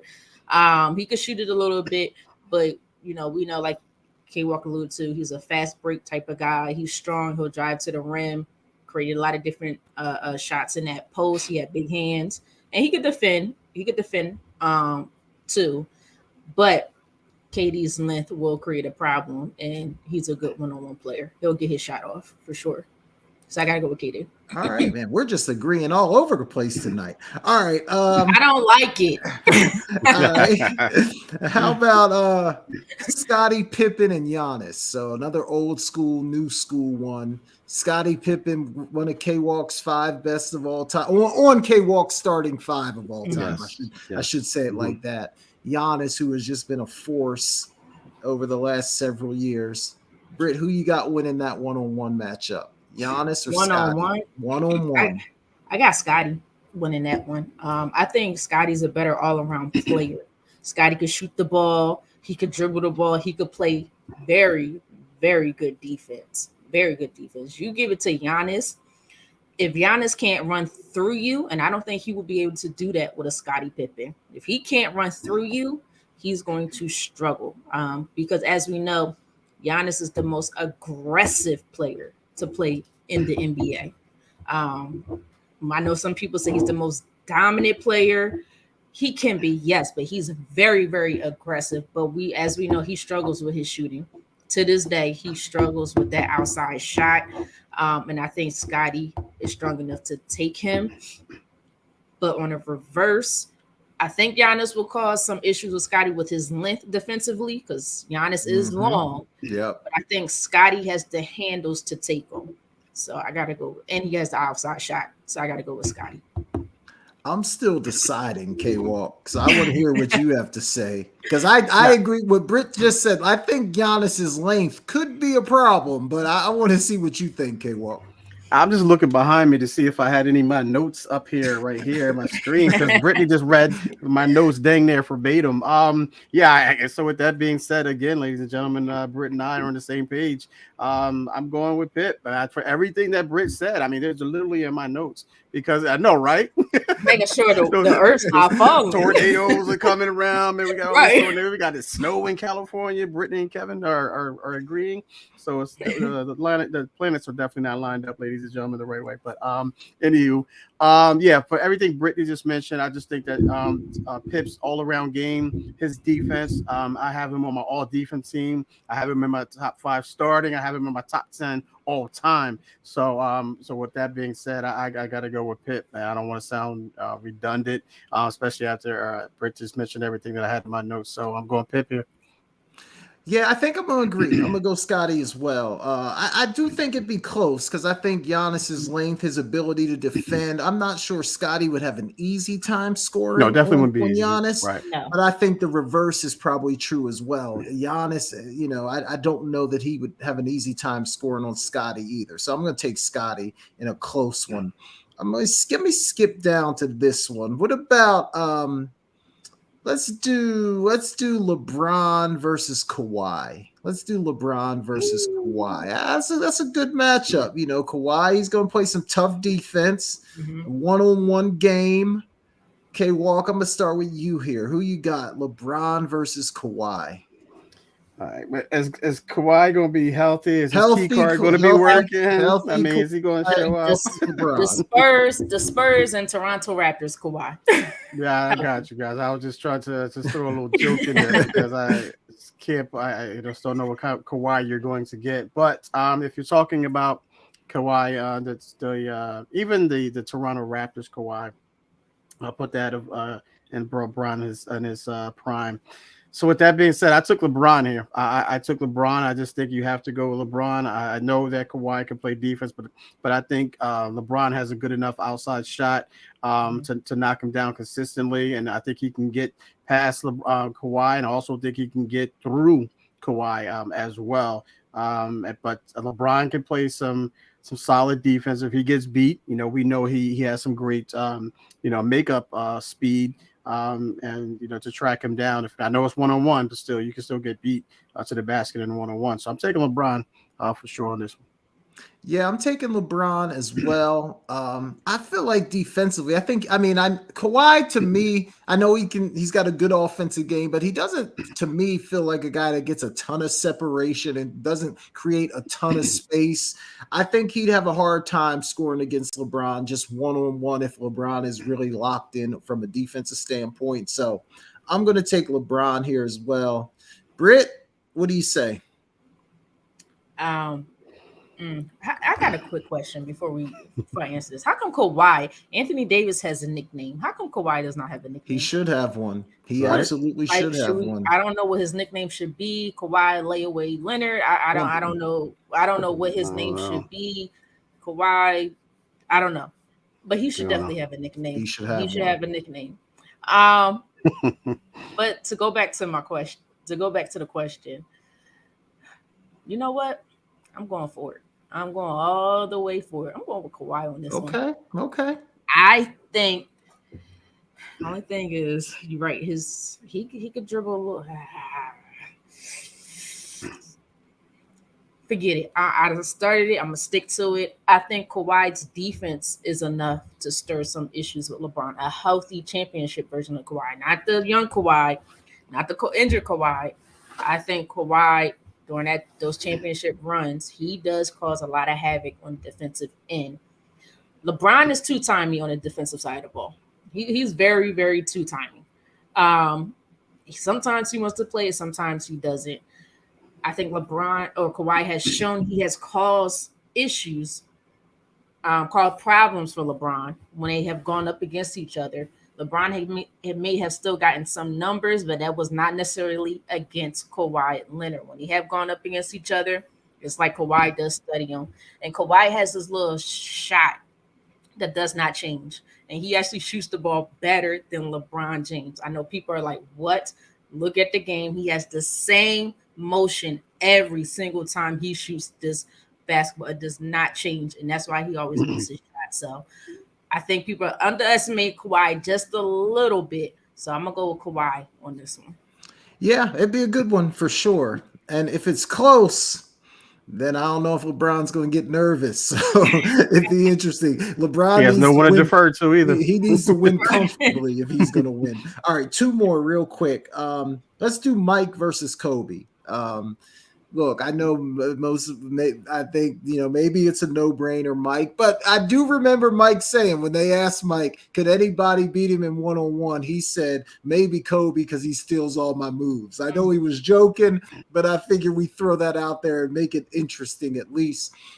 Britt, who you got in this one? Has Kobe got a chance against Mike? I have a question, and I can't remember his name at this moment. But could the Karate Kid beat Mr. Miyagi? Danielson. Ralph Daniel's Macchio. son. Thank you, Ralph Daniel's son. Macchio. Could Daniel's son beat Mr. No, Miyagi? he could not. So I do not think Kobe will beat Michael Jordan. Okay, look, Kobe is one of my favorite basketball players of all time. As you guys know, he is my era. Him and AI are my two favorite during my time, of course, absolutely. But Kobe has studied and got most of his moves, just about all of his moves, from Michael Jordan. And I'm pretty sure Mike will be like, look, I taught you this. Don't get it twisted. I will beat you at my own game because I do that much studying. I know what moves because I invented these moves and I pass them down to you. I'm going to beat you, sir. And then you have my mentality or similar mentality to me. You're my son. Let's go. Yeah, I can't disagree. K-Walk, is this a no-brainer for you? Yeah, but not by a long stretch. It's close because it is Kobe. He stole everything Mike did, but I think Mike still has some tricks that he didn't show everyone. That he didn't show Kobe. He didn't show us. And I think the difference would probably be defense. I know Kobe was a defensive guy as well, but I think Mike was a little bit better on defense, in my opinion. Hence the 1988 Defensive Player of the Year award. So based off of that, and I'm never going to go against MJ one-on-one, and MJ said it himself, he might be able to beat him one-on-one. He didn't say he could or he would. Yeah. He said he maybe, if anyone, maybe Kobe. So with that being said, I'm taking MJ all day, every day. In a game to 11, K-Walk, give me a score. Is it close? Is it make it, take it? Yeah, make it, take it. Yeah. If it's a net, and who gets the ball first? We'll give Kobe the ball first. Ooh. Mike wins 11-8. Mike wins 11-8. I was going to say 11-9. Britt, you got a score? Ooh, it depends because look, Kobe might not miss. Well, Kobe don't miss. I guess he's bound to miss eventually. But if Mike gets the ball, I say the same thing. Like, these guys don't miss. Yeah, it's tough. I'll give it only because, but then you never know. Kobe played in the era where all of a sudden the moves, like Jay alluded to in previous shows, the moves started to change a little bit. All of a sudden you got these Euro steps coming in. So if Kobe gets the ball first, I'm giving it to Kobe. Mike gets the balls first, I'm giving it to Mike. Okay. All right, last one. I threw this one in. I did not put this one in the notes. AI, Allen Iverson versus Isaiah Thomas. You're being smart. I swear, I got it on my paper. AI versus Isaiah. Look, the reason I put this one on here, I was watching Isaiah do an interview, and he's really annoying me with all these interviews. He won't let it go. He's taking shots at Mike. Yeah. But they asked him who were his top 5 point guards, and I know AI. I don't know if people count AI as a 2 or 1, but he said he puts Magic and Oscar Robertson in a separate category, so he wasn't going to include them. And then he said he had himself at 1, 2, 3, 4, and 5. And I'm like, Isaiah is just out here tripping. But I threw him in here anyway. AI versus Isaiah. K-Walk, who you look? I don't like Isaiah just for all the things that he's going back and forth with Mike about. But when you look at the tape, he was a heck of a player. One-on-one, K-Wall, who you got? I know as Isaiah, he played in Detroit. He played in Michigan. Did he reside in Flint, Michigan? Did he drink that water? Because for him to say something like that, man. I got AI all day, man. I don't see Isaiah stopping AI. I know he had a handle. I don't recall AI really playing defense like that though. But for everything we laid out, it's make it, take it. It's 2-11. I think AI can beat Isaiah more times than Isaiah can beat AI. So I'm taking AI on this. Yeah, I think I agree with you. I just think the quickness factor, like when AI would cross you over, that was something that we hadn't really seen a whole lot of. And just his ability to just go by you. He was so quick that first step. Yeah. I don't think Isaiah could stay in front of him. So I'm going to take AI as well. Britt, I know it's a tough one for you, but which way you going to go here? This is really a question right now. It is, Isaiah, man, one of the greatest of all time. I get it, but he also had a lot. He could score too, but he also had some good players around him that he passed did. that ball He had a off good to. team. He's a great assist guy too. He's a great playmaker. Let me tell you something. Much better playmaker than Allen Iverson. I'll give him that.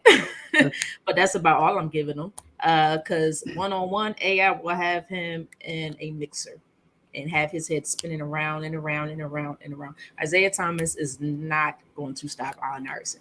Yeah. Allen Iverson will cross him up. He'll go into his jump shot. He'll drive it on him. And young AI might actually dunk on him. AI that got injured too much, he's not going to dunk anymore. But don't make me bring up that highlight, K Walker, when AI did that put back dunk over. I know all about it. I'm not the guy you got to say. That's the guy. That's the guy you got to talk about. AI. That's the guy you got to talk about. But no, AI was a player. Is the reason why they called him one of the best guards at his height. I think he may have been 6 feet, whatever. Yeah. In the history of the game, and he was tough. He was very tough. And just as physical as most of those guards can be. So, sorry, Isaiah Thomas, you're not being Allen Iverson. Yeah, and I think AI will have him limping like he did in that Lakers series back in the day too. No, twist that ankle up a little bit. AI will have him forfeiting the game like they did it with Michael Jordan. He'll walk off the court without shaking hands. The more I think about it, though, I think you're right. Like AI was tough, like especially young AI. He was just I agree. This one might not even be that close. It might be like 11-4 or something like that. Right. So it might not be that close. All right, good stuff, guys. Let's move on. Let's talk a little bit more about the NFL draft because there's 4 quarterbacks really that everybody's talking about, right? CJ Stroud, Bryce Young, Will Levis, and Anthony Richardson. I'm going to throw Hendon Hooker in there as well as a 5th because he has moved into Todd McShay's latest mock draft. So we got those 5 guys, right? Out of those 5, K-Walk, which one do you think has the highest ceiling? Like, which one do you think might be that guy, franchise, next decade, whatever? And then which one do you think has the greatest bust potential? So give me the highest ceiling and then give me greatest bust potential. Gotcha.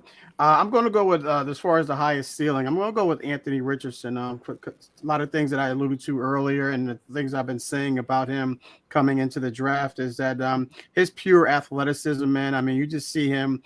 He's labeled himself, what do you call himself? Cam Jackson. You know, he's a combination of Cam Newton and Lamar Jackson. I just said, listen, man, you're Anthony Richardson because if you have a combination of those 2 dudes, man, then you're Anthony Richardson. 6'4", 200 plus pounds, great arm, great scrambling ability, has a good accuracy. I know that he has a tendency of holding onto the ball a little too long, but I think, with the right coach, the right offensive coordinator, and the right QB coach as well, the right system, I think he can, he can eliminate those particular that weakness there. Like as far as potentially the bust potential, I don't like to call anybody a bust. But for the sake of the segment and the question, I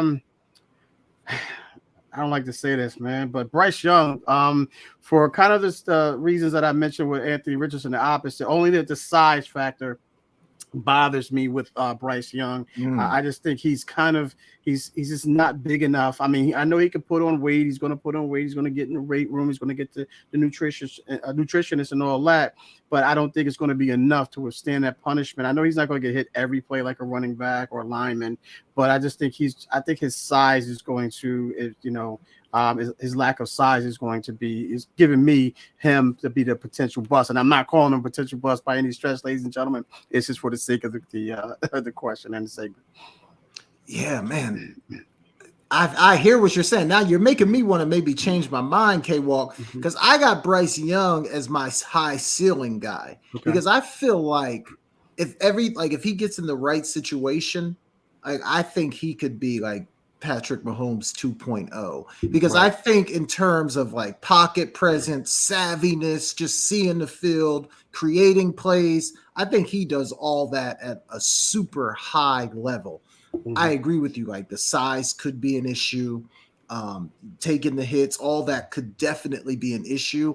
But I feel like if everything goes right, he could actually be the one that has the highest ceiling and just be like a great playmaker.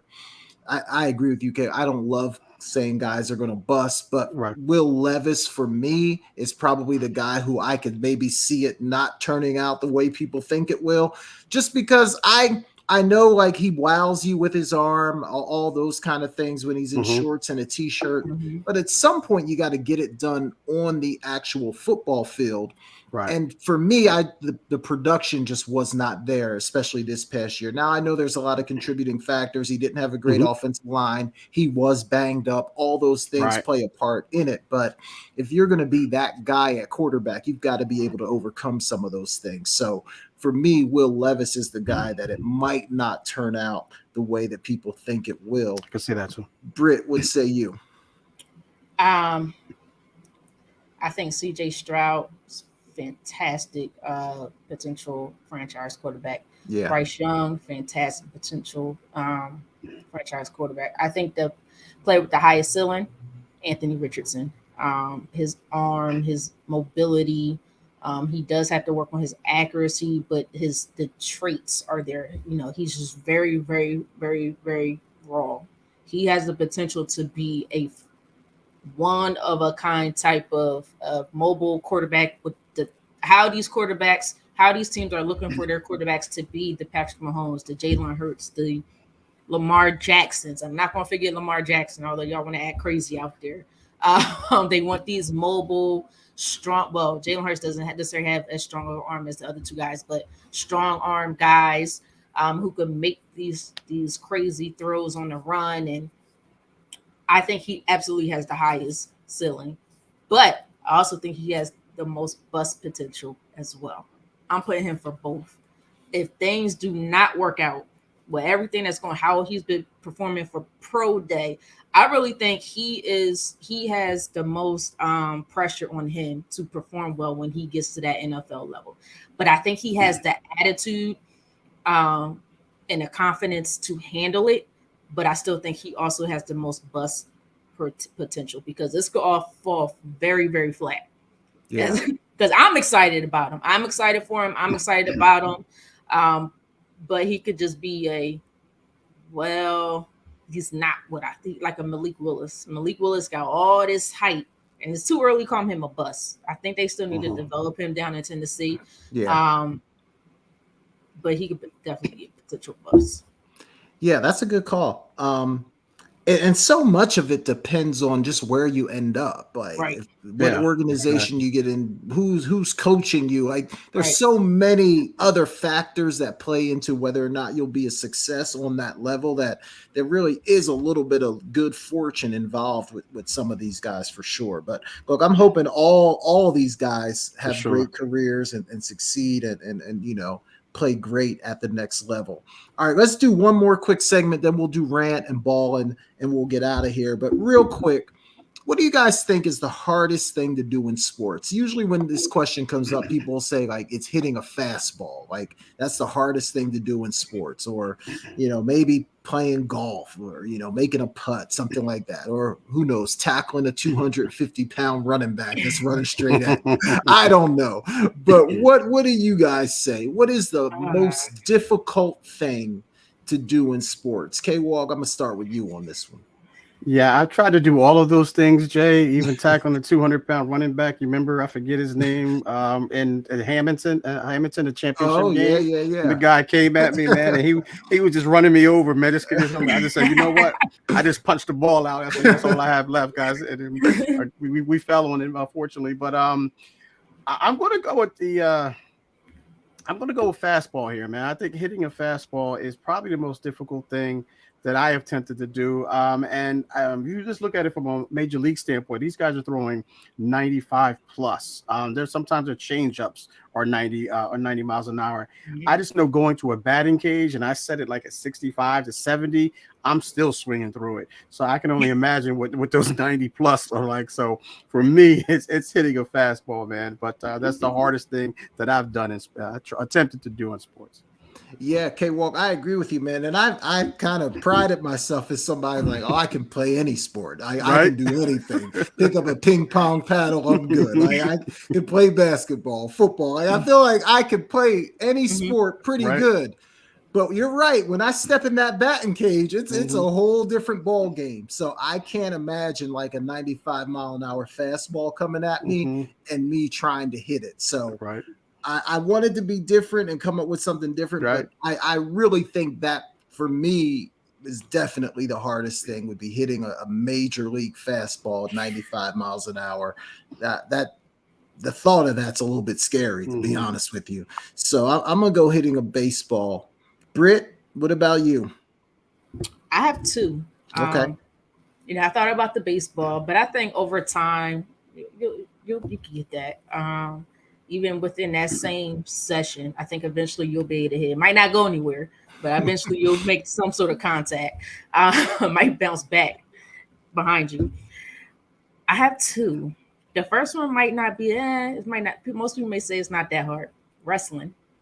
And I don't mean WWE. It used to be WWF. I don't mean the entertainment wrestling. I mean high school, college wrestling, because you are using every single muscle in your body to try to hold, pin, do whatever you can get to get that referee to call it. It is it's very tiring, very exhausting. And I've had spoken to wrestlers, like after matches, they just want to go home and go to sleep. You're using muscles that you never even knew that you had. And then my second, which wasn't surprisingly, a lot of people didn't think about this, gymnastics on that freaking balance beam. Yeah, I've never done hard either of those. Like, just think about it. These girls and men, these young women and young men sit and flip and twist and all this stuff on a little beam. Now the men don't do that. Beam. No, they do they not do it? No, yeah, obvious reasons. Right. They don't do it. They do the oh yeah, that's right. Yeah. They do the pony. I'm sorry. They do the pony. Yeah. But yeah, that little beam that you gotta balance on, flip, twist, yeah, I agree. All type. That is very, very, very difficult. Yeah, that's a good call. That's a good call. Because K-Walk, I'm just thinking, right? Like if you had 6 months to practice, right?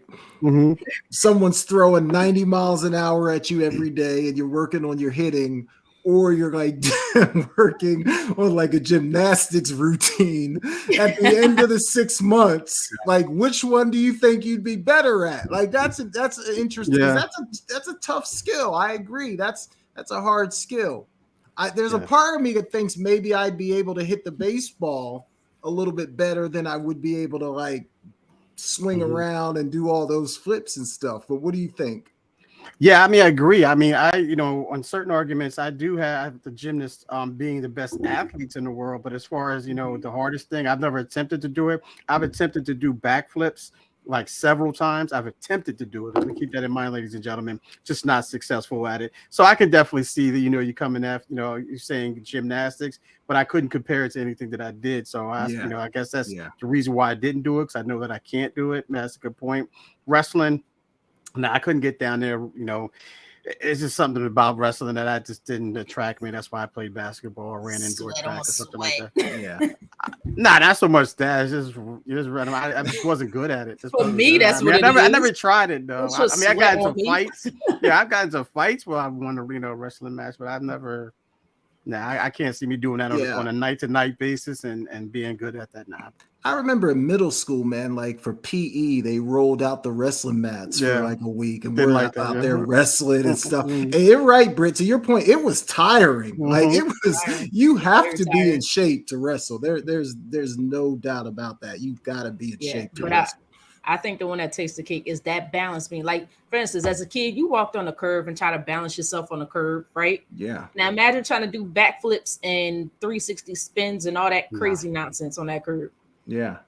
And I will then bust too, my you head think open. about it, like I someone don't. like Simone Biles, right? Like the best to ever do it, and she even gets the yips and can't Right. Oh yeah, remember can't that? land a flip and all. So yeah, I think that's a good one. That's definitely a good one.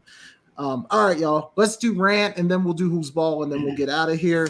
Let's start with the rants. Every week, guys, you get 1 minute to give a rant. Could be positive, could be negative. Just a chance to get whatever's on your mind, whatever's on your heart. Chance to get it out there. Shoot, K-Walk, man. I guess I'll start with you this week. You got 1 You know minute, what? man. Yeah, I had one, but Britt kind of took it. Okay. So let me Circle back around to you. yeah, circle back to me, man. All right. Please. Well, Britt, I know you got one ready to go, so we'll let you kick this off. What you got this week? I'll see. I hope I don't go past my 1 minute, but I might. So just bear with me, guys. I'll give you an extra 30 seconds if you need it tonight. Well, I appreciate it. But I gotta come at all those people, and I'll be nice, who came at my Angel Reese, because I love Angel Reese, and call her classless, as especially the Barstool CEO, Dave Portnoy, annoying, whatever his name is, call her classless and a piece of SIT for taunting Caitlin Clark.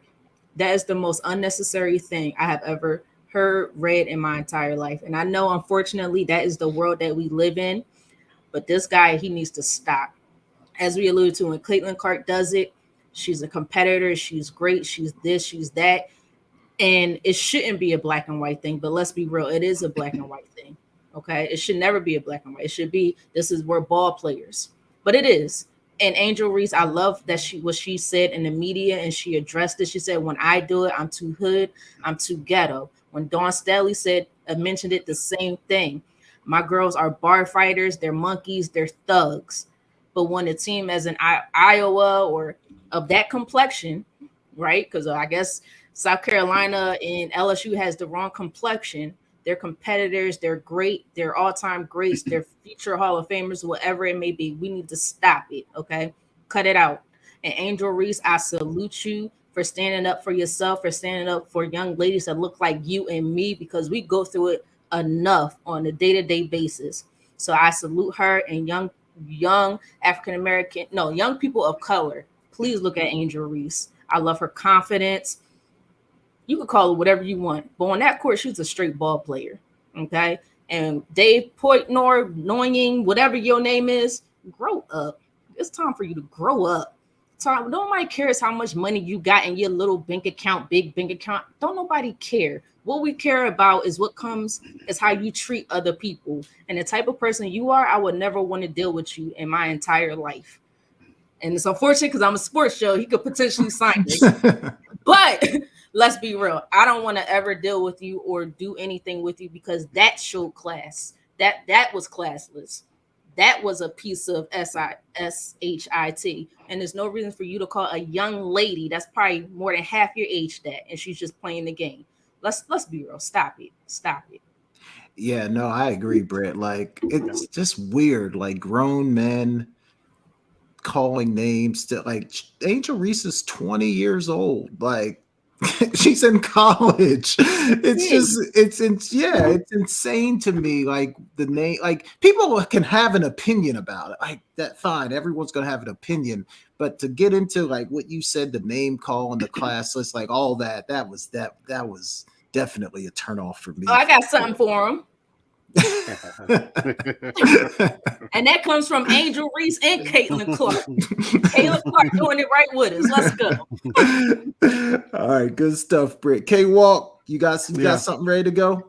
Yeah, we kind of touched on it a little bit earlier, but I had two rants, and Britt, I knew it was going to be someone was going to touch on this. If we didn't touch on it in the show, it was going to be a rant. But I'm going to go with this is a good rant. It's not necessarily a bad rant, ladies and gentlemen.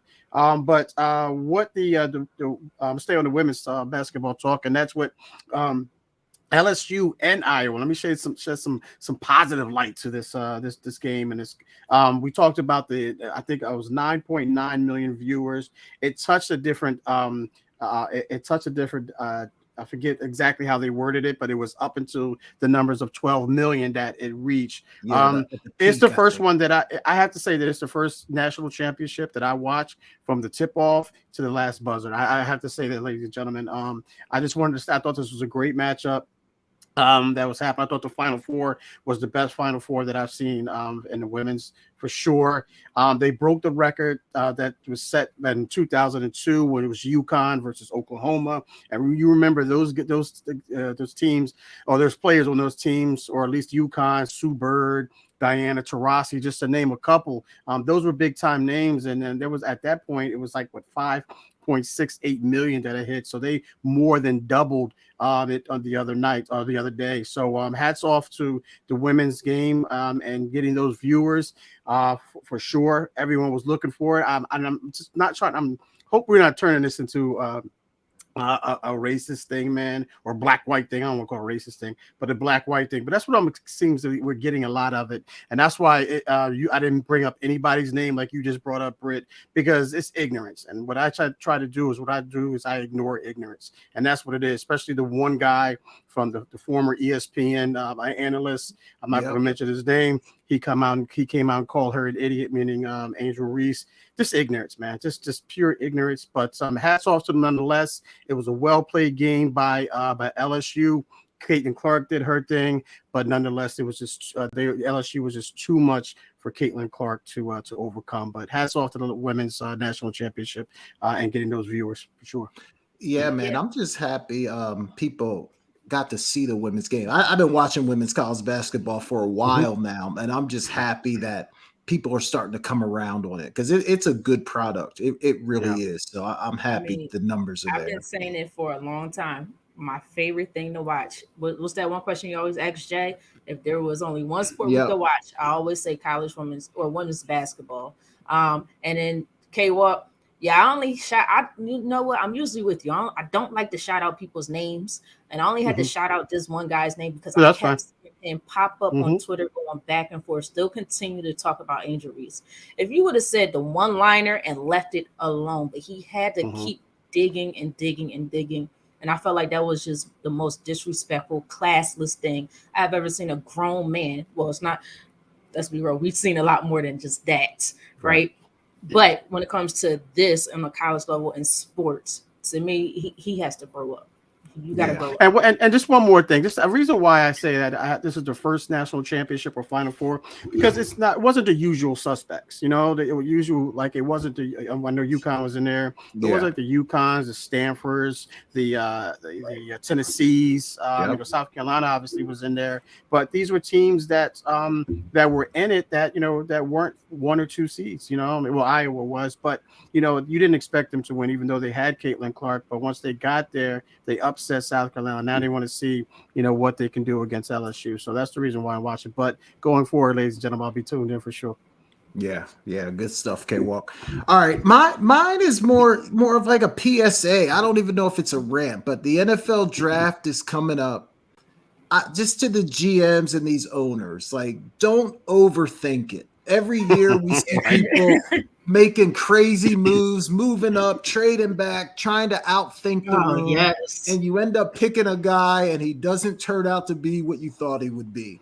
The film doesn't lie. If these guys play good football on Saturdays, there's a good chance they're going to play good football on Sunday.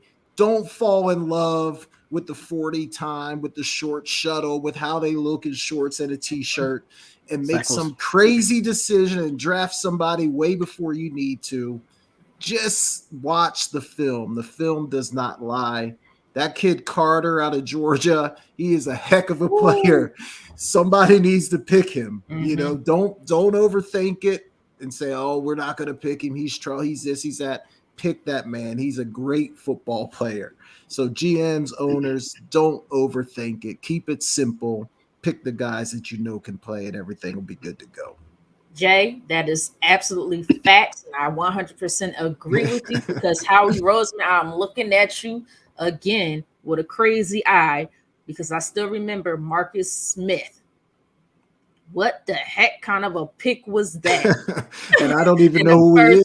So exactly my point. A whole lot. Yep. Exactly my point. Tells you a lot.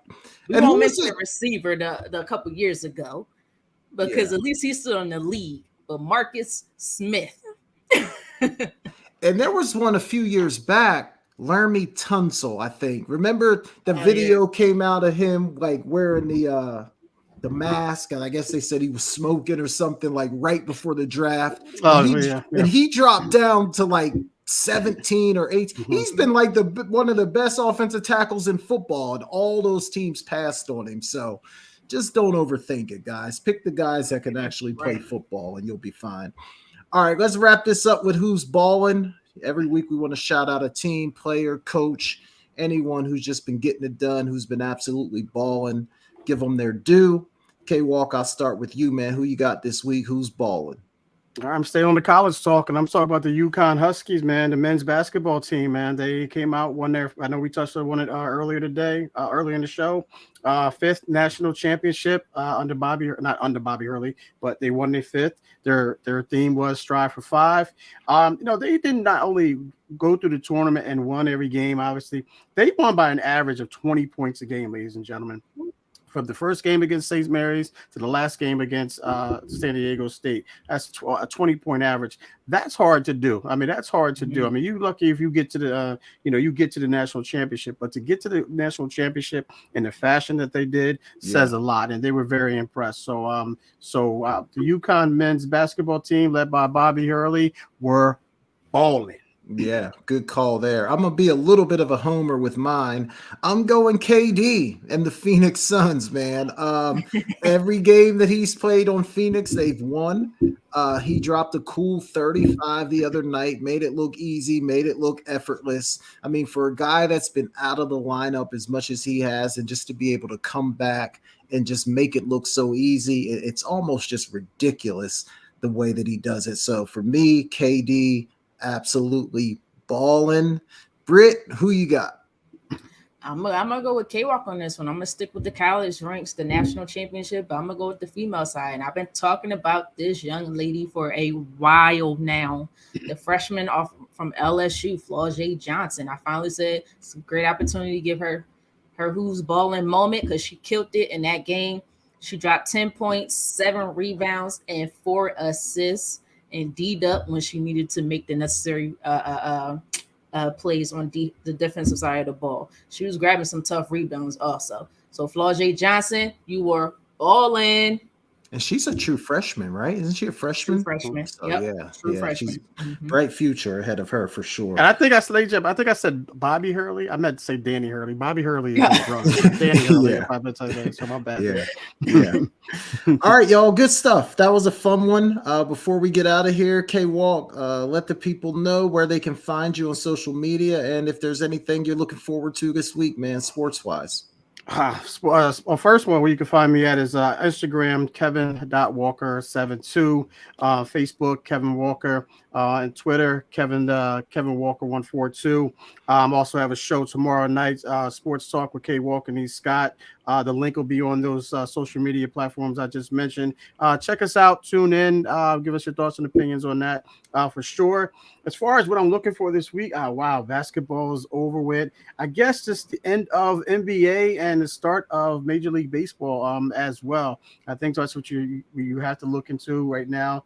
I keep peeking over. Someone asked me, what do you keep peeking at? I'm looking at the Yankees and Phillies game. Getting beat right now 4-0, but we'll see how that plays out. But yeah, just the start of Major League Baseball and the start of playoffs for the NBA as well. Yeah, I'm with you, K-Walk. You can find me at Jason Talk Sports on TikTok, Twitter, and Instagram.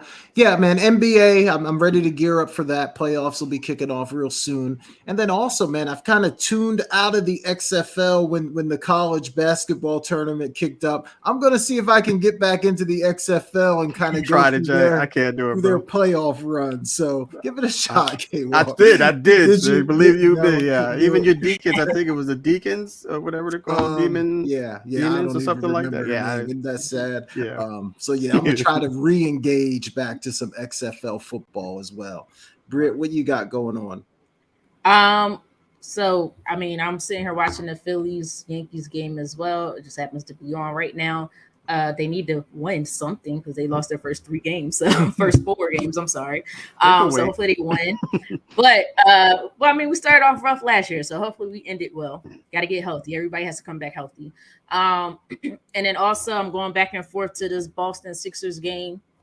Also, so that's also what I'm looking forward to for tonight. But the rest of the NBA season, of course, NFL draft is right around the corner, so I'll be doing my homework a little bit on that as well. You guys can find me on Instagram, TikTok, and Twitter. Yes, I'm back on Twitter, guys. Instagram, TikTok, and Twitter at Britne Monique is at the bottom of my screen.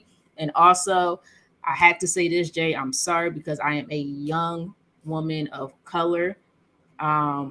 Lead with love, always. Lead with love, spread love, and continue to spread love. Those who have hate in their hearts, trust me, we love you too. And I hope and pray that you change that heart. That's all I got to say. All right, good stuff, Britt. Definitely a good note to end it on. Ladies and gentlemen, hit that subscribe button for us. Hit that like button. Hit that share button. Get it out to as many people as you can. As Britt mentioned earlier, we're slowly but surely trying to grow the channel. It's a labor of love. YouTube is tough, but we're going to stick to it, and we're going to see it on the other side. Also, check us out on Apple Podcasts, Google Podcasts, and Spotify. So for Kevin Walker, Britne Jones, and Jason Collins, we thank you for listening to the SideLine Speaks, and we'll see you next week. Go Phillies! You're inside Never Had It So Good Sports Radio with Princess Cooper, Tim Moore, David the Duck Riley, Jason Collins, Shoshana Cook, Britne Jones, Travis McGee, Eric Scott, and Kevin Walker. We make it easy to talk sports.